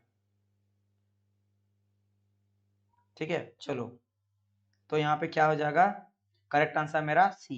No no, all option correct नहीं होगा, क्योंकि देखो जरूरी नहीं है कि मेरा डेंसिटी, हो सकता है कि हम लोग जो लोए रहे फ्लूइड वो मेरा इनकम्प्रेसिबल रहे, है ना, जिसका मेरा अलग अलग डेंसिटी रहे, इट माइट बी। तो यहाँ पे सी आंसर होगा, ये समझो। प्रेशर वेरी कर सकता है भाई, देखो मेरा बात समझो, यहाँ थर्मल इक्विलिब्रियम का बात करा गया है, ये नहीं बोला गया है कि मेरा प्रेशराइज नहीं हो सकता है मेरा प्रेशराइज किया जा सके, क्योंकि यहाँ पे नहीं बोला गया ना कि लिक्विड है गैस है। अगर हो सकता है गैस है तो आपको पता है गैस को कंप्रेस किया जा सकता है, कंप्रेस किया जा सकता है, प्रेशर वेरी कर सकता है, डेंसिटी भी वेरी कर सकता है। अगर कंप्रेस कर रहे हैं तो डेंसिटी कम होगा कि नहीं भाई, डेंसिटी मतलब मास ऑफ वॉल्यूम, तो पर्टिकुलर वॉल्यूम में हम लोग एलपीजी गैस को कंप्रेस कर देते हैं तो डेंसिटी भी क्या बढ़ जाता है, तो डेंसिटी भी घटा बढ़ा ना। तो थर्मल मतलब टेम्परेचर याद रखना बस, और कुछ नहीं दिमाग लगाना। चलिए एक नया स्टूडेंट जुड़े हैं, रजनीकांत, करेक्ट आंसर आपका सी डियर, ठीक है। बाकी सत्या आपका करेक्ट आंसर जो गलत है, डी नहीं होगा। दिव्या आज आपका करेक्ट नहीं होगा। हरिओम एंड अलिन का सही आंसर था। चलो 82, in isothermal expansion, isothermal temperature constant है और एक्सपेंड कर रहा है सर, बोट टुगेदर, ओके क्या बोल रहा है, चलो क्वेश्चन में एक बार पढ़ ही लेता हूँ। Thermal equilibrium between two and more bodies when they are brought together, ठीक है। देखो कहने का मतलब क्या है ना माय डियर स्टूडेंट, मेरा बात समझना कि ये मेरा पहला एक बॉडी है और दूसरा एक बॉडी है, और दोनों को मैं सामने अगर मान ले इसके साथ ला रहा हूँ तो इसके साथ ये मेरा टेम्परेचर बैलेंस हो जाएगा। इसको मान लेते हैं टेम्परेचर मेरा टी है, इसका टीवी है और ये टीसी है, और ये मान लेते हैं ए बॉडी है, ये सी बॉडी है, बी आपका बी बॉडी इसको ले लेंगे, है ना, और इसको सी बॉडी। तो आपको पता नहीं है, मैंने आपको बताया था ना जीरोथ लॉ क्या बोलता है कि टीए इक्वल टू टीसी हो सकता है अगर जब इसके साथ में हम लोग लाएंगे तो, और अगर मेरा यहाँ पे टीवी इक्वल टू टीसी अगर हो जाएगा तो ऑटोमेटिक दोनों इक्विलिब्रियम में आ जाएगा। तो टेम्परेचर कांस्टेंट ही होता है ना, टेम्परेचर कांस्टेंट लेके चलते हैं थर्मल इक्विलिब्रियम मतलब टेम्परेचर कांस्टेंट। तो एक टाइम ऐसा आएगा कि टी है equal to TB equal to TC, जितना होगा तीनों सेम होगा, तो वही बात टुगेदर जीरोथ लॉ का बात यहाँ पे किया है। 81 और समझा दिए, वही तो समझा रहा हूँ, ये जीरोथ लॉ का बात करा गया, ठीक है। जीरोथ लॉ में क्या बताया था कि तीन बॉडी अगर है और एक बॉडी को दूसरे बॉडी के संपर्क में लाएंगे, तो मान लो इसका अगर मेरा 70 डिग्री सेल्सियस है, इसका 30 डिग्री सेल्सियस है, तो टेम्परेचर का एक्सचेंज तब तक होते रहेगा जब तक दोनों इक्वल ना हो जाए। लाइक 70 3 100 है ना, तो भी 50 और भी 50, तब जाके रुक जाएगा। तो अगर सिमिलरली बी एन सी के साथ करेंगे तो ये भी तब तक होते रहेगा जब तक मेरा इक्वल इक्वल ना हो जाए। तो ऑटोमेटिक अगर 50 50 चारों हो गया तो ये दोनों बराबर हो गया। तो वही बाउट टुगेदर करके टेम्परेचर को इक्विलिब्रियम किए, टेम्परेचर को कांस्टेंट किए, थर्मल इक्विलिब्रियम कांस्टेंट किए। जरूरी नहीं कि पहले से वो इक्विलिब्रियम था, उसको किया गया, क्योंकि हम लोग स्टडी करते हैं थर्मल इक्विलिब्रियम लेके, तो ये बोल रहा है, समझा। तो बाउट टुगेदर करके उसको थर्मल इक्विलिब्रियम किए, तो जब कर गए ना थर्मल इक्विलिब्रियम हो गया, तब there is no change in temperature, फिर टेम्परेचर का चेंज नहीं है, क्योंकि ये बोल दिया थर्मल इक्विलिब्रियम हो गया है। स्टार्टिंग का बात नहीं करा, बाद का बात करा कि जब बाउट टुगेदर करके थर्मल इक्विलिब्रियम लाया गया तो बताओ क्या चेंज नहीं होगा, टेम्परेचर चेंज नहीं होगा। हो सकता है प्रेशर अलग अलग हो, है ना, डेंसिटी अलग अलग हो, वॉल्यूम अलग अलग हो, मैटर नहीं करता है। टेम्परेचर थर्मल बोल दिया मतलब टेम्परेचर कांस्टेंट है, ठीक है। आपको लेके चलना पड़ेगा, वो मान लिया तो मान लिया। वैसे आइडियल केस में है, रियल में थोड़ा बहुत वेरी करता है, लेकिन आइडियल है कि बोल दिया तो बोल दिया भाई। चलो अब देखो यहाँ बोला गया in an isothermal expansion work done by the gas depend upon, work done किस पे डिपेंड करता है बताओ। आइसोथर्मल के केस में वर्क डन किस पे डिपेंड करता है, ये क्वेश्चन यहाँ पे पूछा गया है।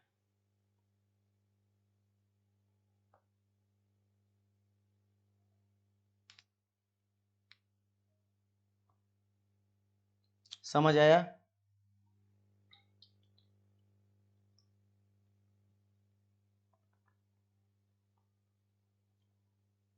लाइक लाइक करते रहिए, लाइक करते रहिए, आंसर भी करिए और लाइक भी करिए।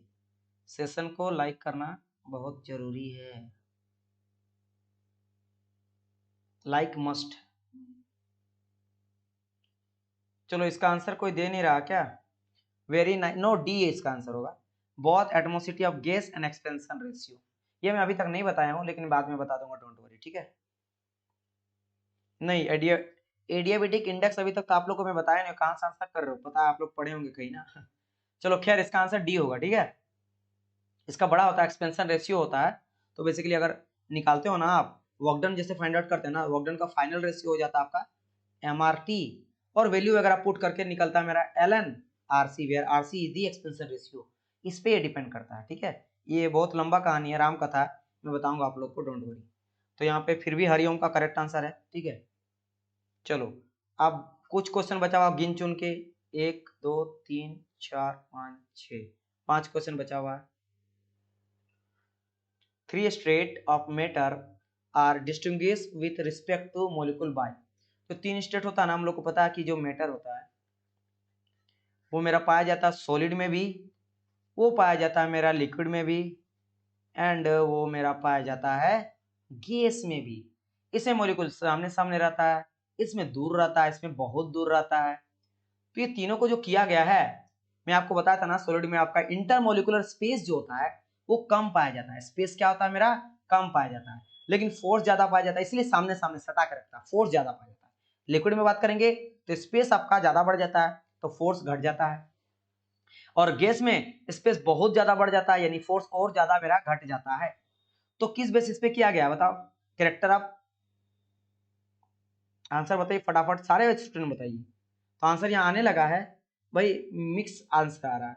इसका आंसर जो करेक्ट आंसर डी होगा। तो आंसर सबसे पहले जो है लेगेसी, 1 सेकंड, 85 का आंसर सबसे पहले दिव्या दी है, फिर सोनी, फिर लेगेसी, फिर हरिओम, डी।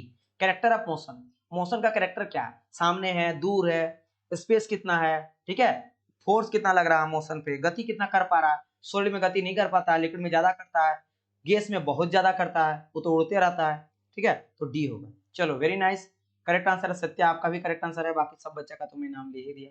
चलो under ideal condition, isothermal, area, isobaric, सब कुछ, isothermal temperature constant, isobaric pressure constant, isochoric volume constant, तो पूरा आइडियल कंडीशन पे, ठीक है, और आपका एडियाबेटिक हो जाता है आपके पीवी पे power gamma equal to constant. ये सब प्रोसेस क्या होता है, stable, quasi, dynamic, static. Ideal बोल रहा, ध्यान देना, आइडियल, आइडियल माने रिवर्सिबल, आइडियल मतलब क्या हो जाता है डियर, रिवर्सिबल हो जाता है। तो ये बेसिकली हो जाएगा सारा का सारा मेरा क्वासी स्टैटिक प्रोसेस। क्या हो जाएगा मेरा, क्वासी स्टैटिक जो है वो मेरा प्रोसेस हो जाएगा। समझ आए मेरी बात की नहीं, ठीक है, ये क्या हो जाएगा मेरा क्वासी स्टैटिक प्रोसेस हो जाएगा।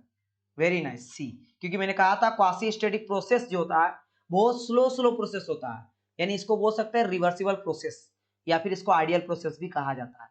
कहा था ना बहुत ही स्लो स्लो, एकदम हर एक स्टेट में जो है ना वो इक्विलिब्रियम कंडीशन बनाए रखता है, याद अगर होगा, जिसमें मैंने बहुत अच्छा एग्जांपल बताया था कि गैस का इस तरह था और वेट था, और वेट को जैसे 20 से 21 डिग्री सेल्सियस भाग रहा है, मैं एक वेट को हटा दे रहा हूँ, एक्सपेंड कर रहा, फिर टेम्परेचर घट के 20 हो जा रहा है, तो बैलेंस रहता है इक्विलिब्रियम, इसलिए सी आंसर इसका हो जाएगा, ठीक है, ओके।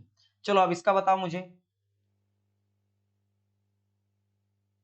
इसका आंसर आप लोग फटाफट करिए, ठीक है।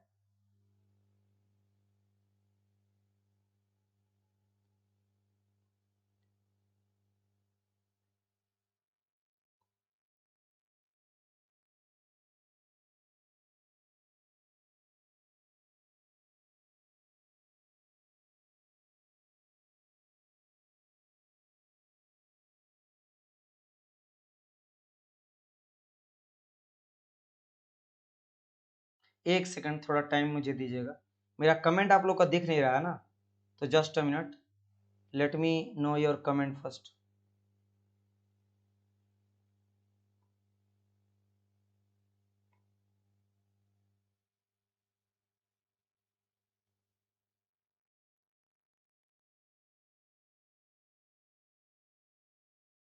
ठीक है, आंसर करिए। तो इसका आंसर मेरा डी ऑल करेक्ट हो जाएगा, ठीक है।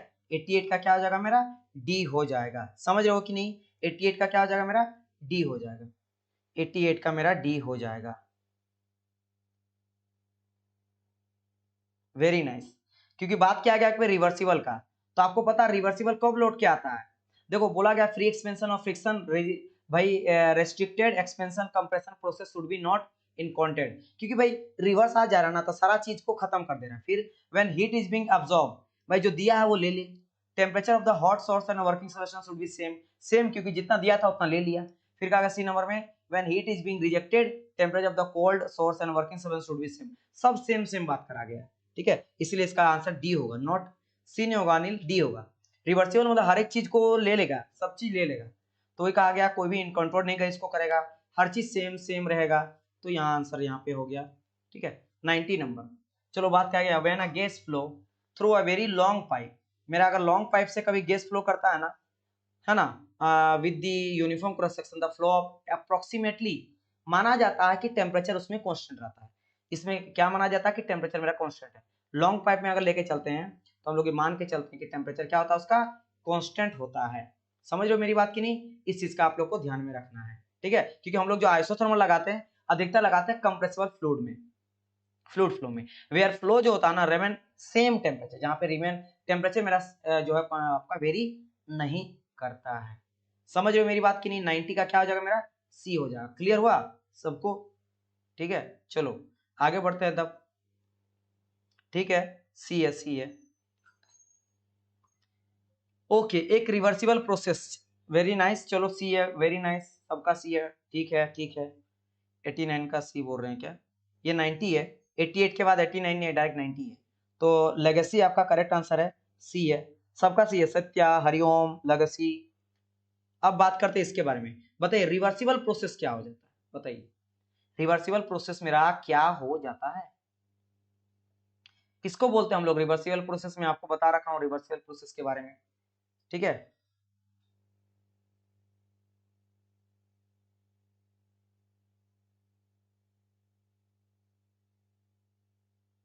वेरी नाइस, डी रिवर्सिबल ऐसा प्रोसेस जो रिटर्न आ जाता है। देखो must pass through the continuous series में बताया था ना किस तरह से जाएगा, तो हर एक स्टेट में ना वो इक्विलिब्रियम बनाए रखेगा, है ना।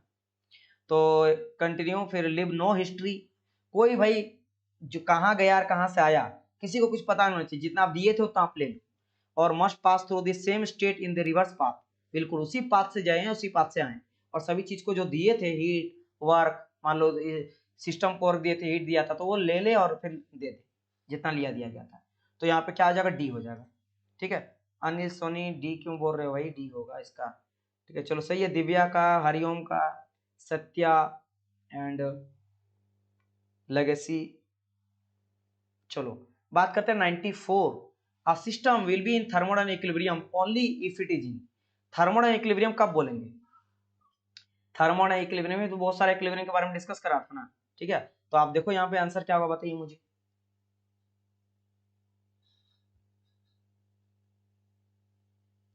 94 का आंसर क्या होगा बताइए।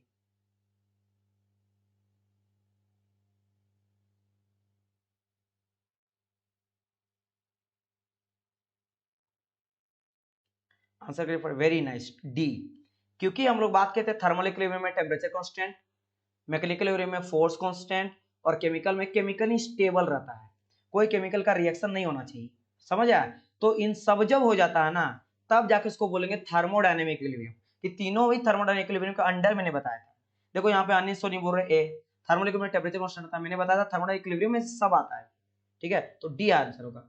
लेगेसी सबसे पहले आंसर दिए हैं, एक सेकंड, सबसे पहले आंसर दिया गया 94 का दिव्या, फिर लेगेसी, फिर सत्या, फिर हरिओम, फिर अमित, ठीक है। चलो खत्म। तो यहाँ पे हम लोग का क्वेश्चन रहा। अब हम लोग क्या डिस्कस करेंगे, फर्स्ट लॉ तो स्टार्ट कर ही चुके हैं, हम बहुत सारा चीज बता दिए, फर्स्ट लॉ में सारे वर्क के बारे में बता दिया, एंड हम लोग हीट के बारे में कल देखेंगे, ठीक है। क्या देखेंगे, हीट के बारे में, हीट। और सभी बच्चे लाइक कर दिए फटाफट, ठीक है। जितने बच्चे लाइक नहीं किए लाइक कर दीजिए, और फटाफट जो बच्चा ज्वाइन नहीं किया बैच में, बैच को ज्वाइन कर जाओ, क्योंकि हम लोग हो सकता है कि अगला क्लास के बाद हम लोग जो है वो ऐप में चलेगा क्लास। तो जितने भी स्टूडेंट ज्वाइन नहीं किए ऐप में, मतलब ले लो इस बार, टारगेट लो कि इस जॉब को निकाल के रखेंगे, ठीक है। चलिए thanks, thank you so much, you most welcome Anil. चलो कोई डाउट तो नहीं है ना, ऑल क्लियर है, ऑल क्लियर। चलो गुड नाइट एवरीवन।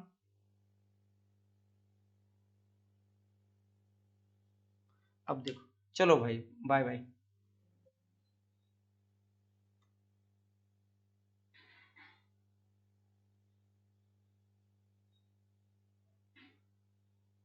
ऐप पे नोट्स अपलोड बिल्कुल सब मिल जाएगा, ठीक है।